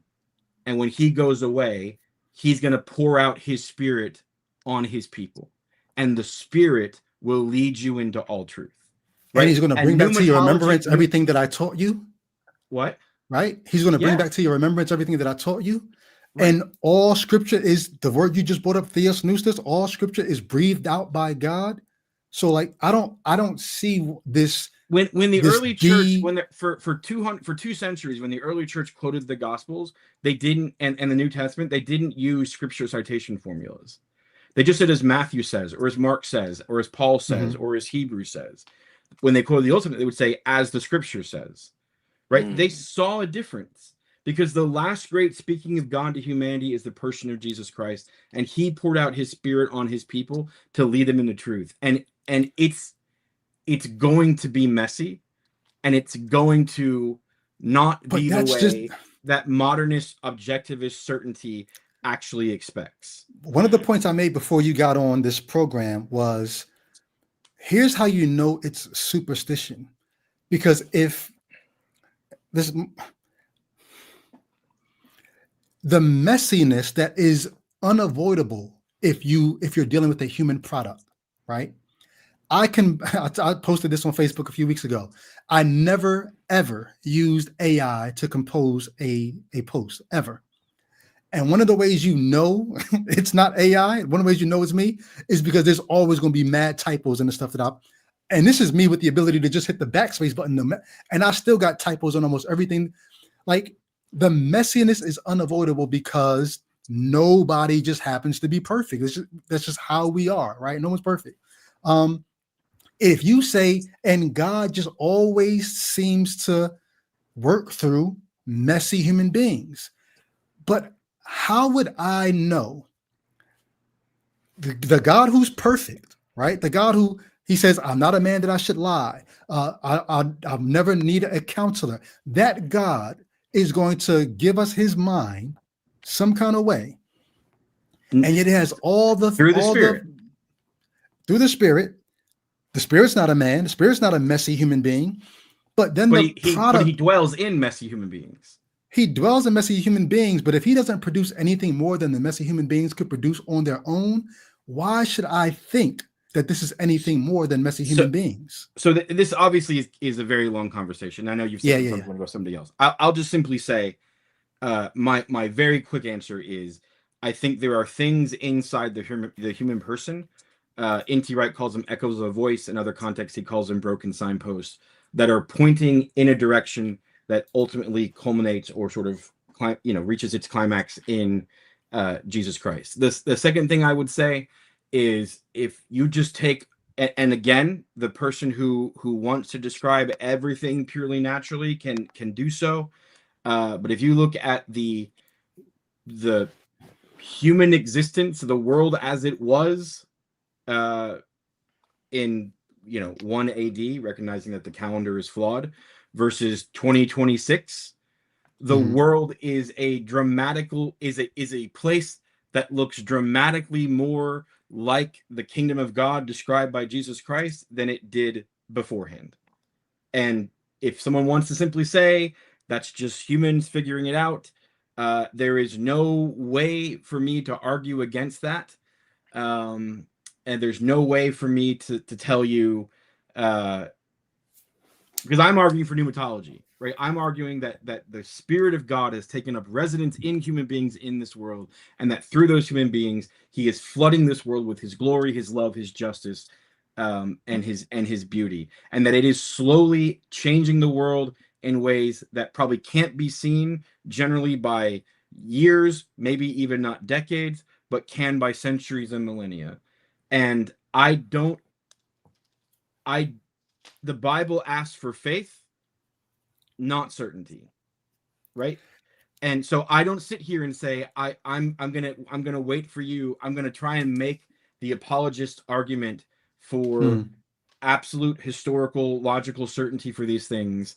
I say there is something inside me and something inside most human beings that corresponds to what we find here. And at the end of the day, I recognize I don't know. I don't, right? I do not know. What I see in Jesus, I say, if there were more people who lived like this, the world would be a better place now than it was yesterday. And so my hope is to get more people to live like that. And my faith is that those people who put their lives in that man's hands and live the way that he called them to live, that God will do for them what the apostles claim that he did for Jesus 3 days after he died. John, last word.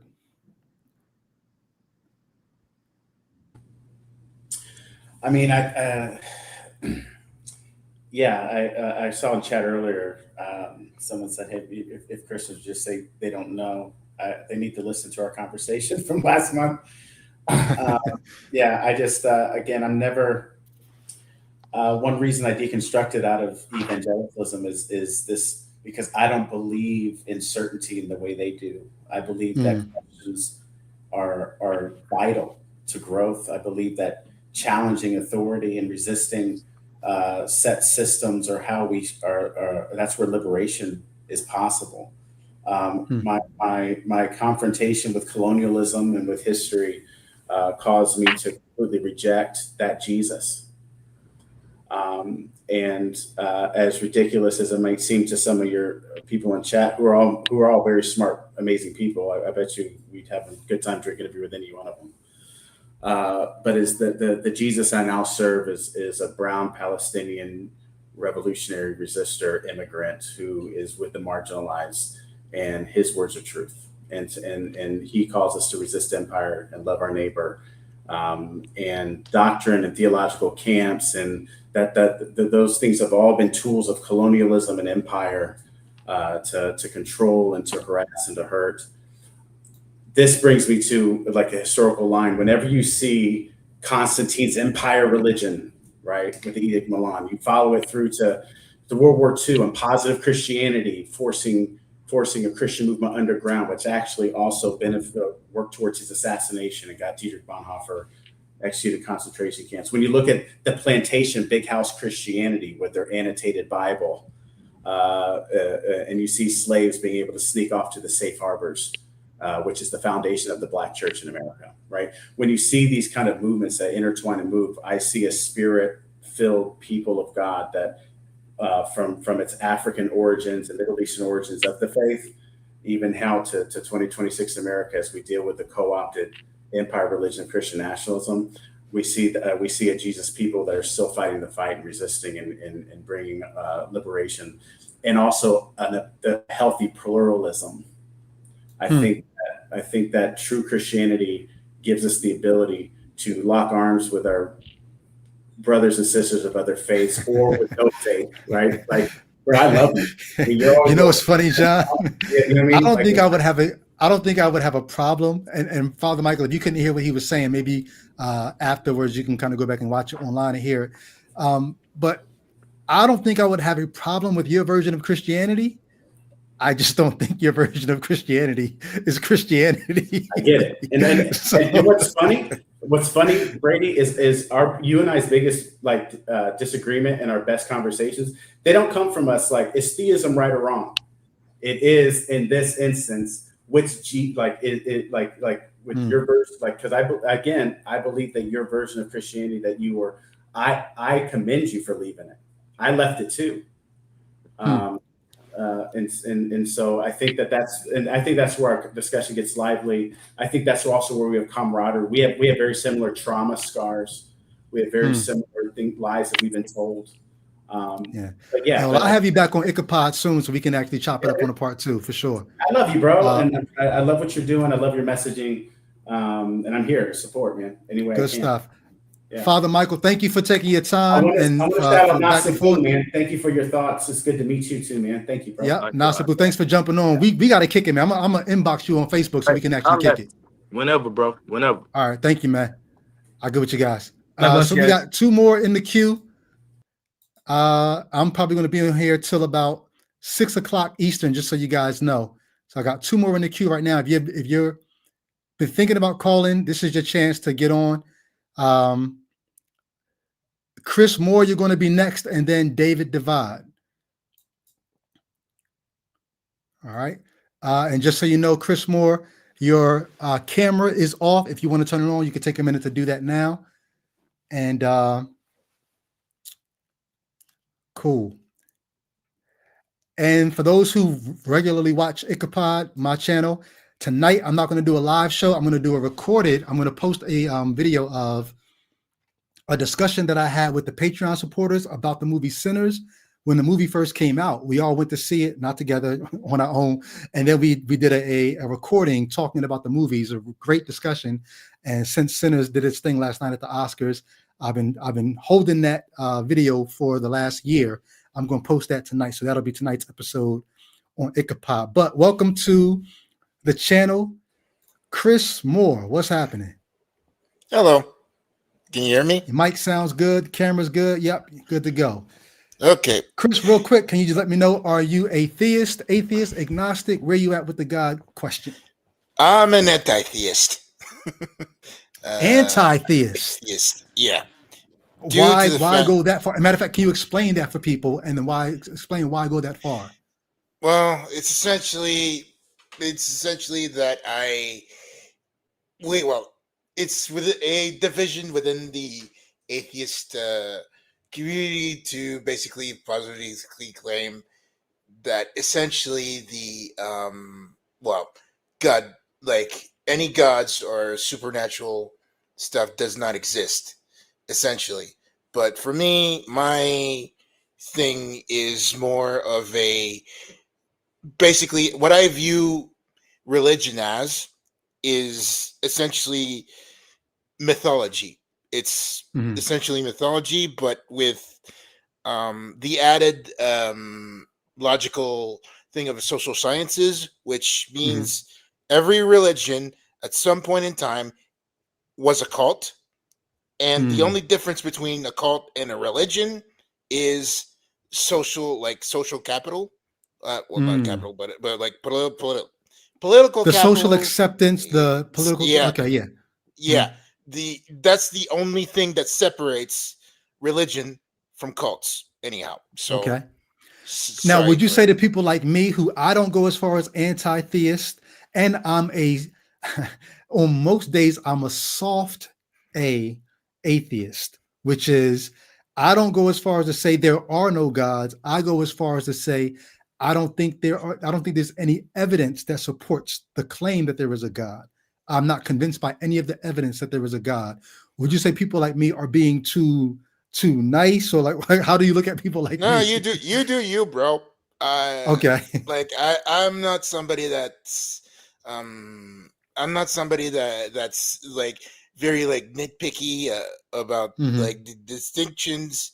It's more of a, it's more of the how can I explain this?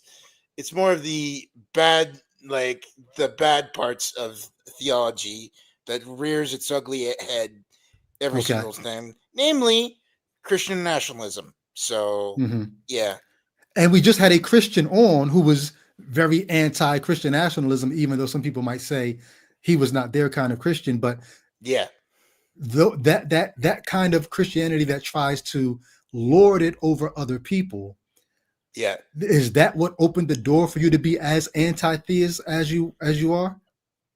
Um, Like, how did you not get to really. anti-theist? Were you ever atheist? That's kind of like a bit like a rabbit hole. Okay. Like a very deep rabbit hole. Okay. Yeah, So we I don't don't have know. to go down that Yeah, rabbit hole, but the all right. but to be quite honest, for me, I was more, even though I was Roman Catholic, I'm like my family wasn't too that religious at, like in the 90s, because I'm a 90s kid. Hmm. And it's just it's just that we basically we were progressive along those lines. But anyway, but my question was more of a something that I want to run by you, or the reason why I Okay. called here was something to Yep. run by you, is that one of the things that I don't exactly I get well, with the Jesus resurrection myth is that when everybody says that Jesus died for your sins, Hmm. and well anyhow that claim, well not claim but that statement, either through either it's the clergy or anybody, to me it's just like, okay, but what did he die for specifically? like, like that, well um that charge of, well the not the incite well the inciting thing that led to the crucifixion and all that stuff, Hmm. it's never exactly like explained theologically to me, I guess, like Hmm. in, as in, like what was the crime of humanity, Hmm. but and it's just never Well, exactly compute. let But me break then, it down for you. sure. Let's put the religion on. Let's test the religion, because there's a verse in the Bible that says the gospel of Jesus Christ is the power of God unto salvation. So I'm going to preach the gospel to you right now, and let's just see if the power of God makes your spirit come alive and say, "Oh, I never heard it like that." Damn, now I believe it. All right. So like you're asking, what did Jesus actually die for? What did it? I'm going to tell you the gospel, the way that Okay. it's often presented, and let's see if whether or not it does anything for you. Yeah.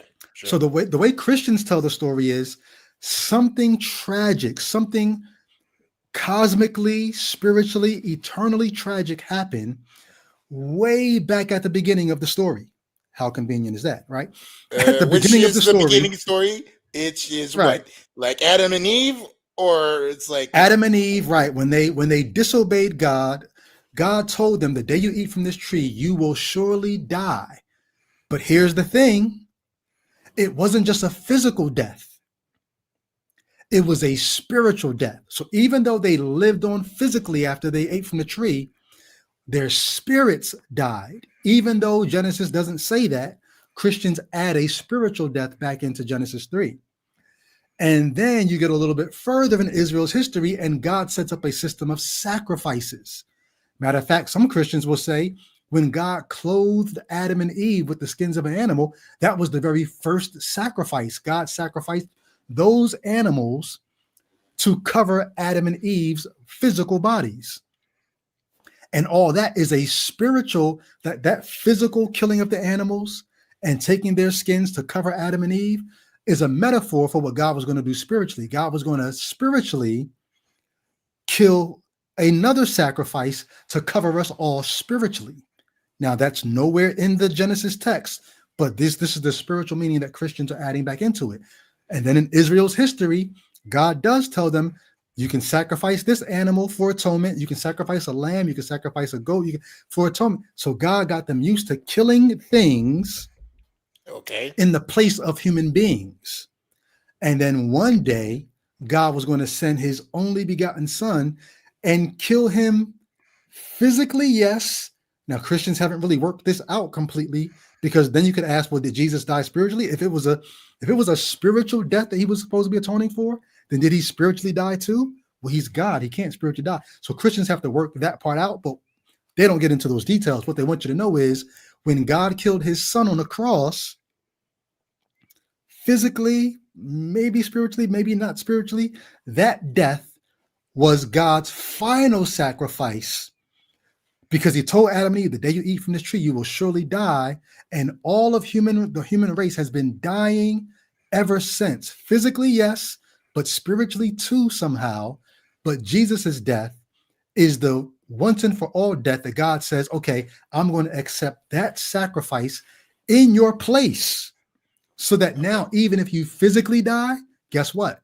You don't have to spiritually die, because Jesus physically died for you or spiritually died for you. We don't know about that part. All we know is he died. And now you don't have to spiritually die, even though you're going to physically die. You're going to be resurrected spiritually and physically. And Jesus was the first one to get that resurrection. He's the first fruits, the first among many brethren, because everybody who believes in him is going to physically and spiritually die and be resurrected like him. That's why he had to die, to be your sacrifice, so that even when you physically die, you don't spiritually have to stay dead, because Jesus spiritually and physically rose first and for you. Ta-da. Sorry, but that doesn't really mean anything to me, because if you had, I thank you for the explanation. Don't get me wrong. But for me, it's just like mental gymnastics to go to that end. And also it also has like the problematic of a like the sins of your ancestors type of problem. And also if the crucifixion did not happen, if Jesus was supposed to be sacrificed, what was plan option B? I think that's what I'm saying. If there was no Jesus, what would God have done? Yeah. Well, there's a verse in the Bible that says he's the lamb slain before the foundation of the world. Mm-hmm. So there was no plan B. God had always planned to do that, which is sort of crazy, which means Yeah. Adam and Eve had to sin. Otherwise, this sacrifice would have been wasted.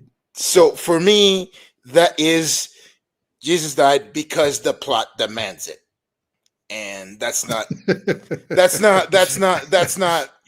a like, even if it's theological explanation, it does not makes sense. But then I want to just kind of go further in because of the ambiguity of the explanation of why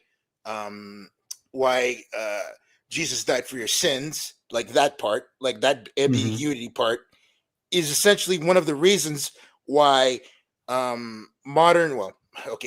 this full disclosure, I'm Canadian, I'm not American. Okay. So All anyhow, good. and we apologize. I just want to let you know we're sorry for what's going on. I know it's not everybody, it's more anyhow, the Orange Man, whatever. Anyway, it's because of the ambiguity of that mythological point,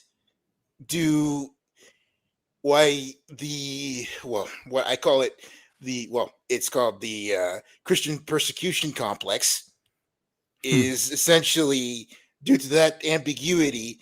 It's like people, like, every time there's like disruption of the system, Christians go essentially, oh, we're being persecuted, or it's the end times, or rapture, and all that kind of crap, So I'm just kind of wondering, is it because of the sensitivity or that vague plot line in the myth that basically the interpretation kind of permits people to essentially go into the doom and gloom and also the crazy parts of Christianity that's just like, well, this is, today. When John Howe, who was on the screen a minute ago, he talks a lot about Christianity being used to fight back against the empire or fight back against the systems, and Jesus would have been against that. But I'm like, no, like, to me, the Jesus story is just another iteration of a powerless people organizing and coming up with a way to try to grab power by taking the reins of power and sort of subverting it.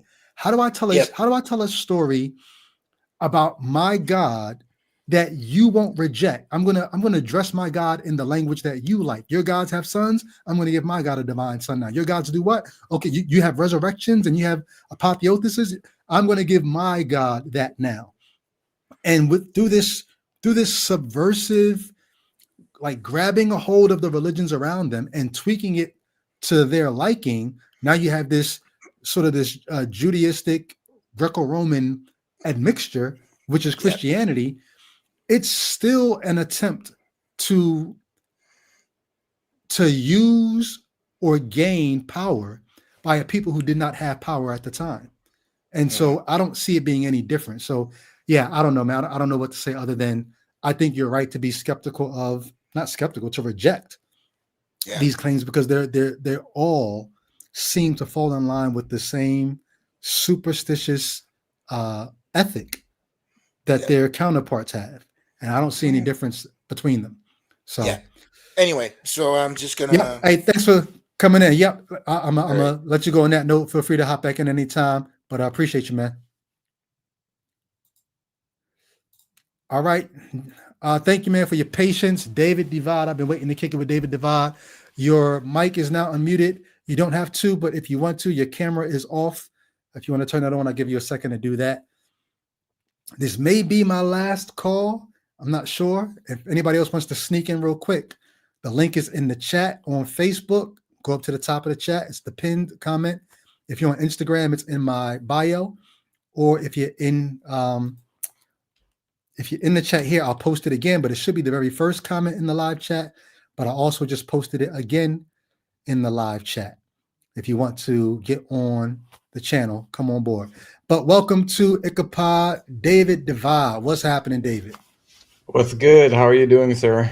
Is my mic Chilling, okay? man. Thanks for your patience. It's fine. It was more like a impromptu thing where it was like, it's kind of late, my brain is fried, but I can easily hop on and say what's up, even though I don't Hey, have. tell me where you at again. Where in Europe are you at? I'm close to Amsterdam, Okay. so the Netherlands. Okay. You know what to I'm say, going if to you travel soon, and so if I come out that way, I'll definitely hit you up. I'm gonna buy you a beer for sure. Yeah. No, I'm not a beer guy. I don't like beer, but I'll do something alcoholic. Cool. Yeah. Well, just in case I didn't make it, I wrote a super chat for a summary. But yeah, Okay, let me go back up. Find it real quick.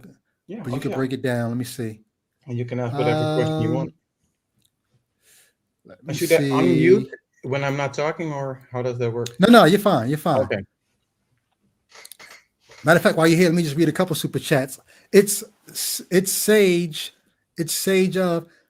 I always struggle with reading people's names because I'm not sure how you would pronounce it, but it looks like it's Sage of. I always say that. But thank you for the $5 super chat. Says, I think if we lived in harsher conditions, we would still use some kind.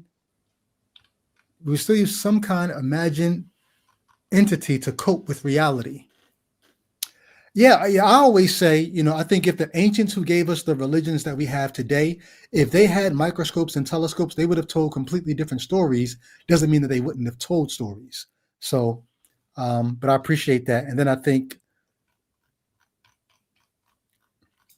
oh no, this is Michael Apple's super chat says, the earth wouldn't have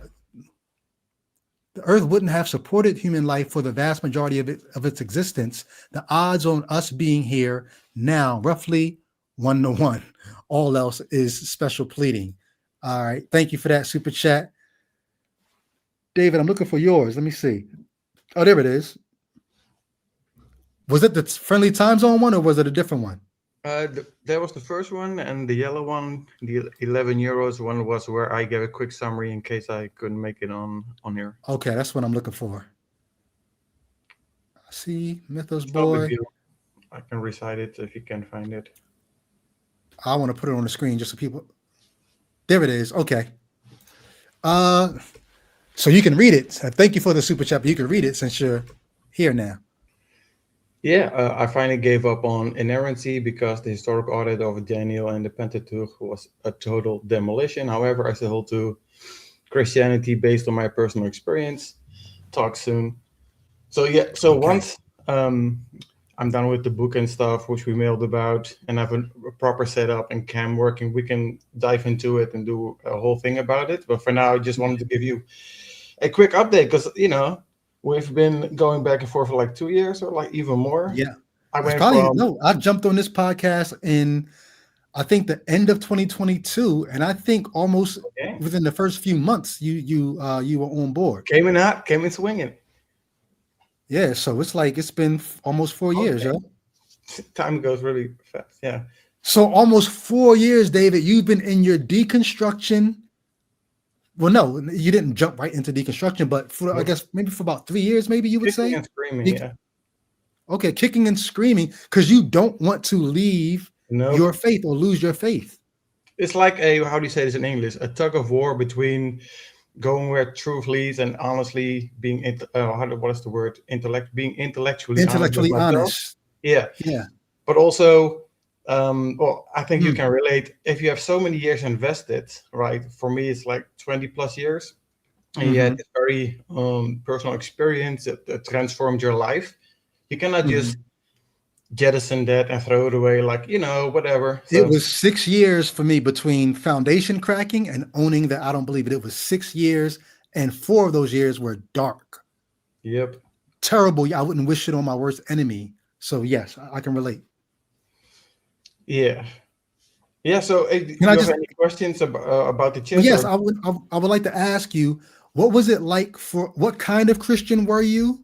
Like, were you Reformed? Were you Anglican? What kind of Christian were you? Okay. But the real question I would like to ask, because I think it's going to play off of the kind of Christian you were. Sure. What was it like for you when you finally had to give up inerrancy, biblical inerrancy? Oh boy. Well, in the book, I'm over dramatic where I quote like a canta from Rosalia about it's kind of like when a loved one dies. I mean, people who cannot relate are like, what are you talking about? But it's really rough, because if you believe the Bible is the 100% true inerrant word of God, and you base your life on it, how you watch movies, how you interact with people, it's all based on that. And then you have it falls away, and it's like, damn, but you also see God in a very different perspective, Talk about that. Yeah, so, well, I talk about this when I realized that very likely it is the case that Daniel was written after the fact and not like a legit prophecy. If that's the case, then I'm called Vaticanium ex eventu, written after the fact. Yeah. A lot of people look at the prophecies and say, this has to be divine. How could Daniel have known Cyrus's name or this, that, or the third? And then you realize, it's almost, tell me if you had this experience. When I realized that first the term Vaticanium ex eventu, written after the fact, is almost like, damn, why didn't I consider that was a possibility before? Like, it never even dawned on me that something that was passed off as prophecy could have been written after the fact, almost like hearing the winning lottery numbers, on Wednesday night, and then Thursday morning, going around saying, hey, I hit the lottery, I got the numbers. Well, of course, you know the numbers now. We just told you the numbers last night. It didn't even dawn on me that was a possibility. And then when I realized, like, wait, you could do that? I'm like, oh, well, now that makes sense. Like, what was it like for you? Like, man, Daniel was written after the fact and passed off as prophecy. You said it was almost like losing a loved one. But you still, go ahead. Yeah, so losing the loved one, I mean, it's sounds a bit over dramatic, but I'm talking about the entailment that if you believe that God is a truth teller, and especially if you believe the Bible is literally, as I perceive it, my interpretation is this was literally a prophecy that this guy, Daniel, got this prophecy from God about the future, and it turns out that, so let's say this for the sake of argument, that the consensus is correct, right? Which I agree at this point, that is written after the fact. All that stuff crumbles, right? And then the entailment mostly is, well, if God is all-knowing and all-powerful, he knows that all this redaction after the fact, that's going to be claimed like in his name, like that's your word, right? So why would you allow that if you're a truth teller, an almighty truth teller, and have people like, if you just a prima facie reading of a lay person, obviously reads it as a prophecy. The church for thousands of years claimed that it was how do you say this, legit prophecy. And if it is written after the fact, all that stuff, then you have to deal with hold on real quick. Can I add to that? Can I add on that?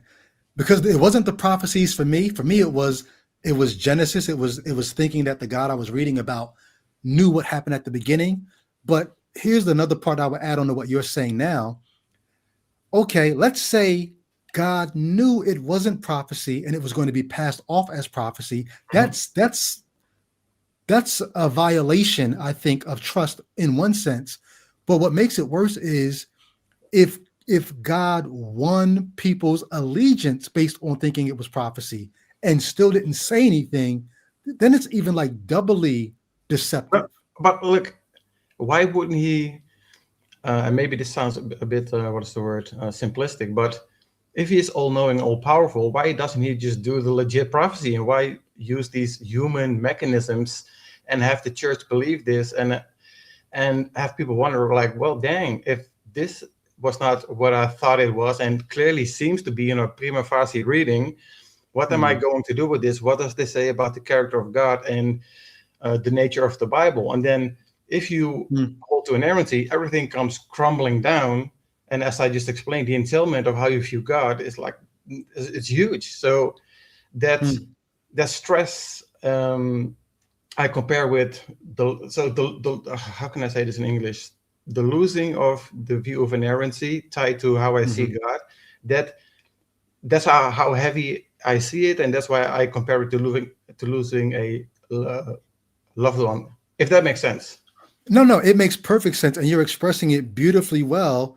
So don't even think about that at all. You're killing it. But my question to you would be this then: if losing inerrancy, because inerrancy helped you to trust the validity of the things that you were reading, if losing that was like losing a loved one, but the loved one that you lost was not God. Like for me, when Genesis fell apart, I lost God. I lost God. I'm at not that quite point. there yet. Yeah. How do you hold on to God after that?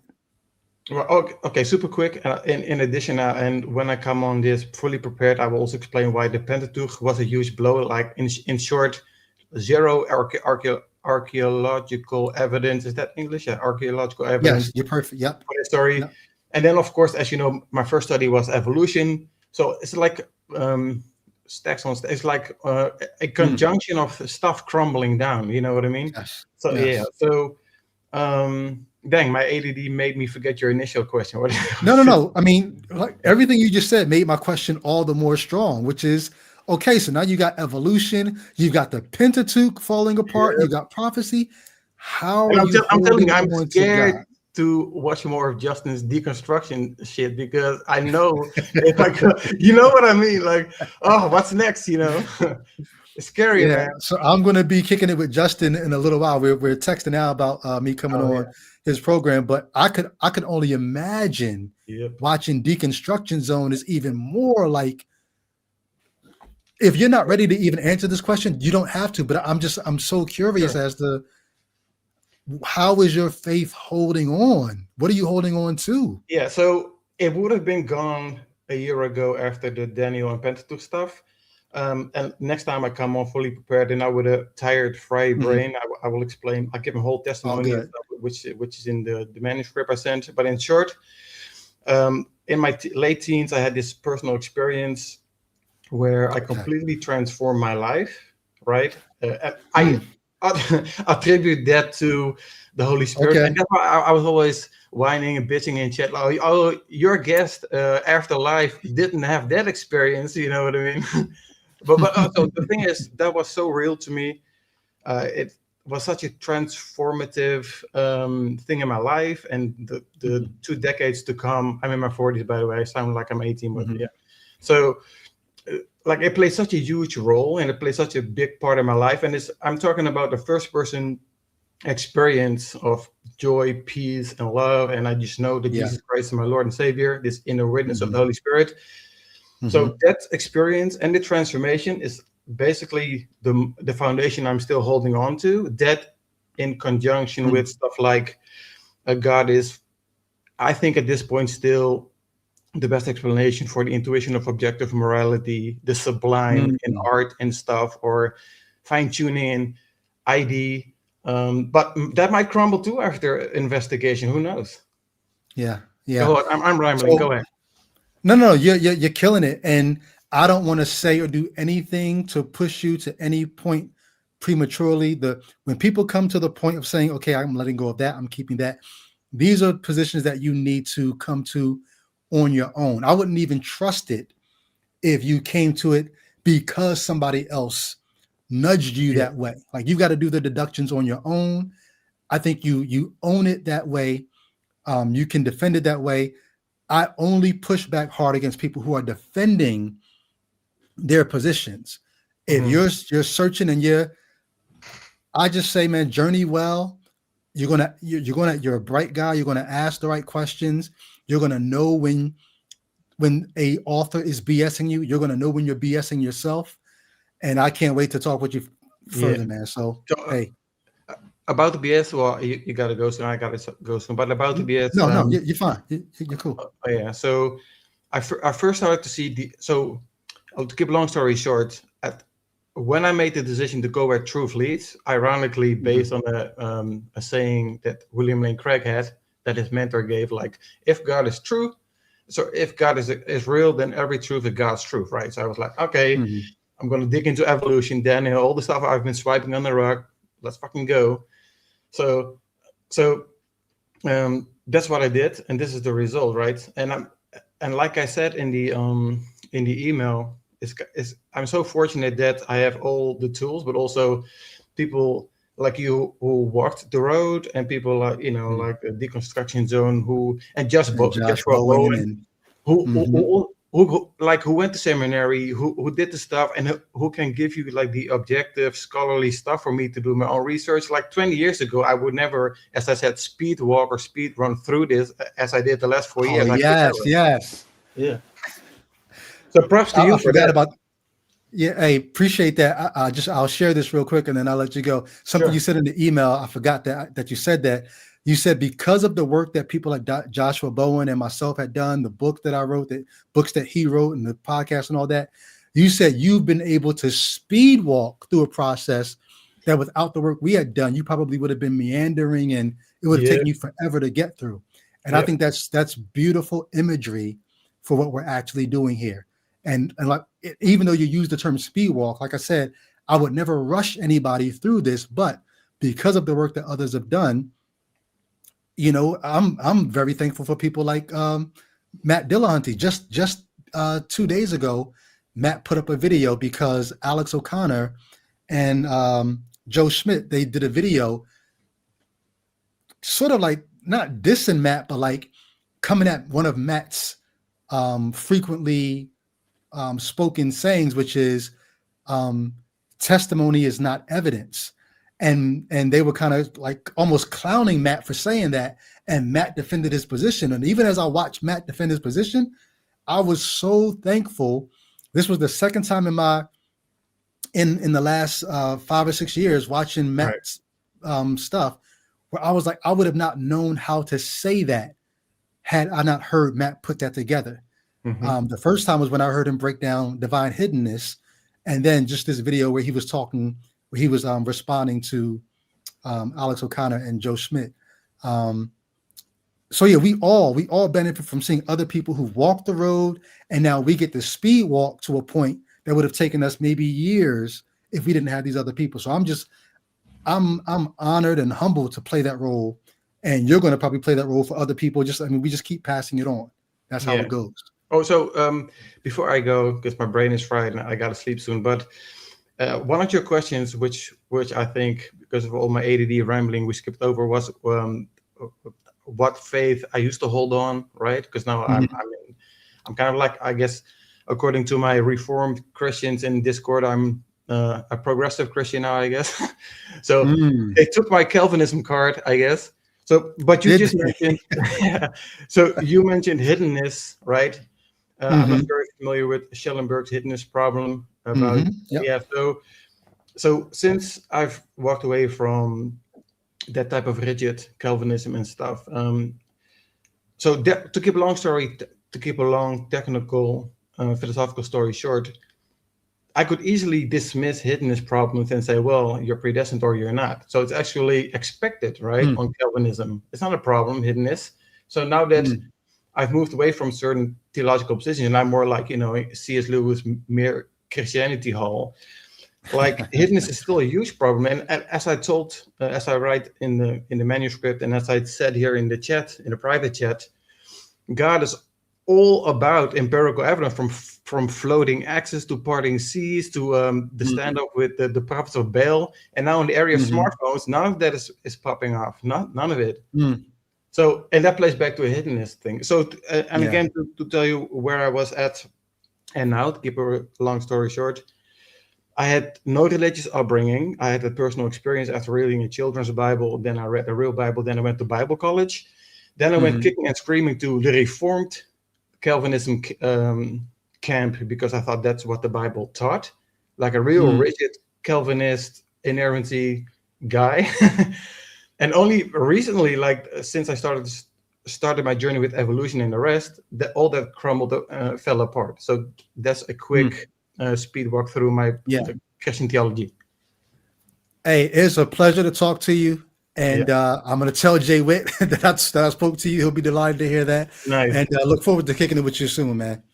Be well. Have a nice evening. Yep. Same to you. All right, y'all. So it's been 2 hours. So I'm about to dip off of here unless anybody else is about to call real quick. But no, it's been 2 hours. I think I'm going to go anyway. Like I said, tonight I'm going to post. Maybe I'll do it tomorrow because I don't like to load too much stuff on the channel on the same day, so people can go back and watch this episode. Tomorrow I'll post the sinners discussion with me and the Patreon supporters. If you're not a Patreon supporter, you want to become a Patreon supporter, the link is going to be under the description of this video. I'll post the that other video tomorrow, and I'll be back on to take more calls later on this week. So that being the case, appreciate you all. Hope you had a good day. Hope you continue to have one. Well, hope it gets better if it hasn't been good. And I'll catch y'all on the next one. All y'all on Facebook who be like, yo, I want to talk to you. I want to do that. I'm going to do some of these in the evening too, just in case, you can't talk while you're at work. But if you've been waiting to chop it up with me, let's do it. Tell your apologist friends, your pastor friends, just like John did. Somebody who's studied and holding down the fort. Tell them I'm gonna be on here and we can chop it up. All right, y'all. Have a good one. I'll get with you on the next. Peace.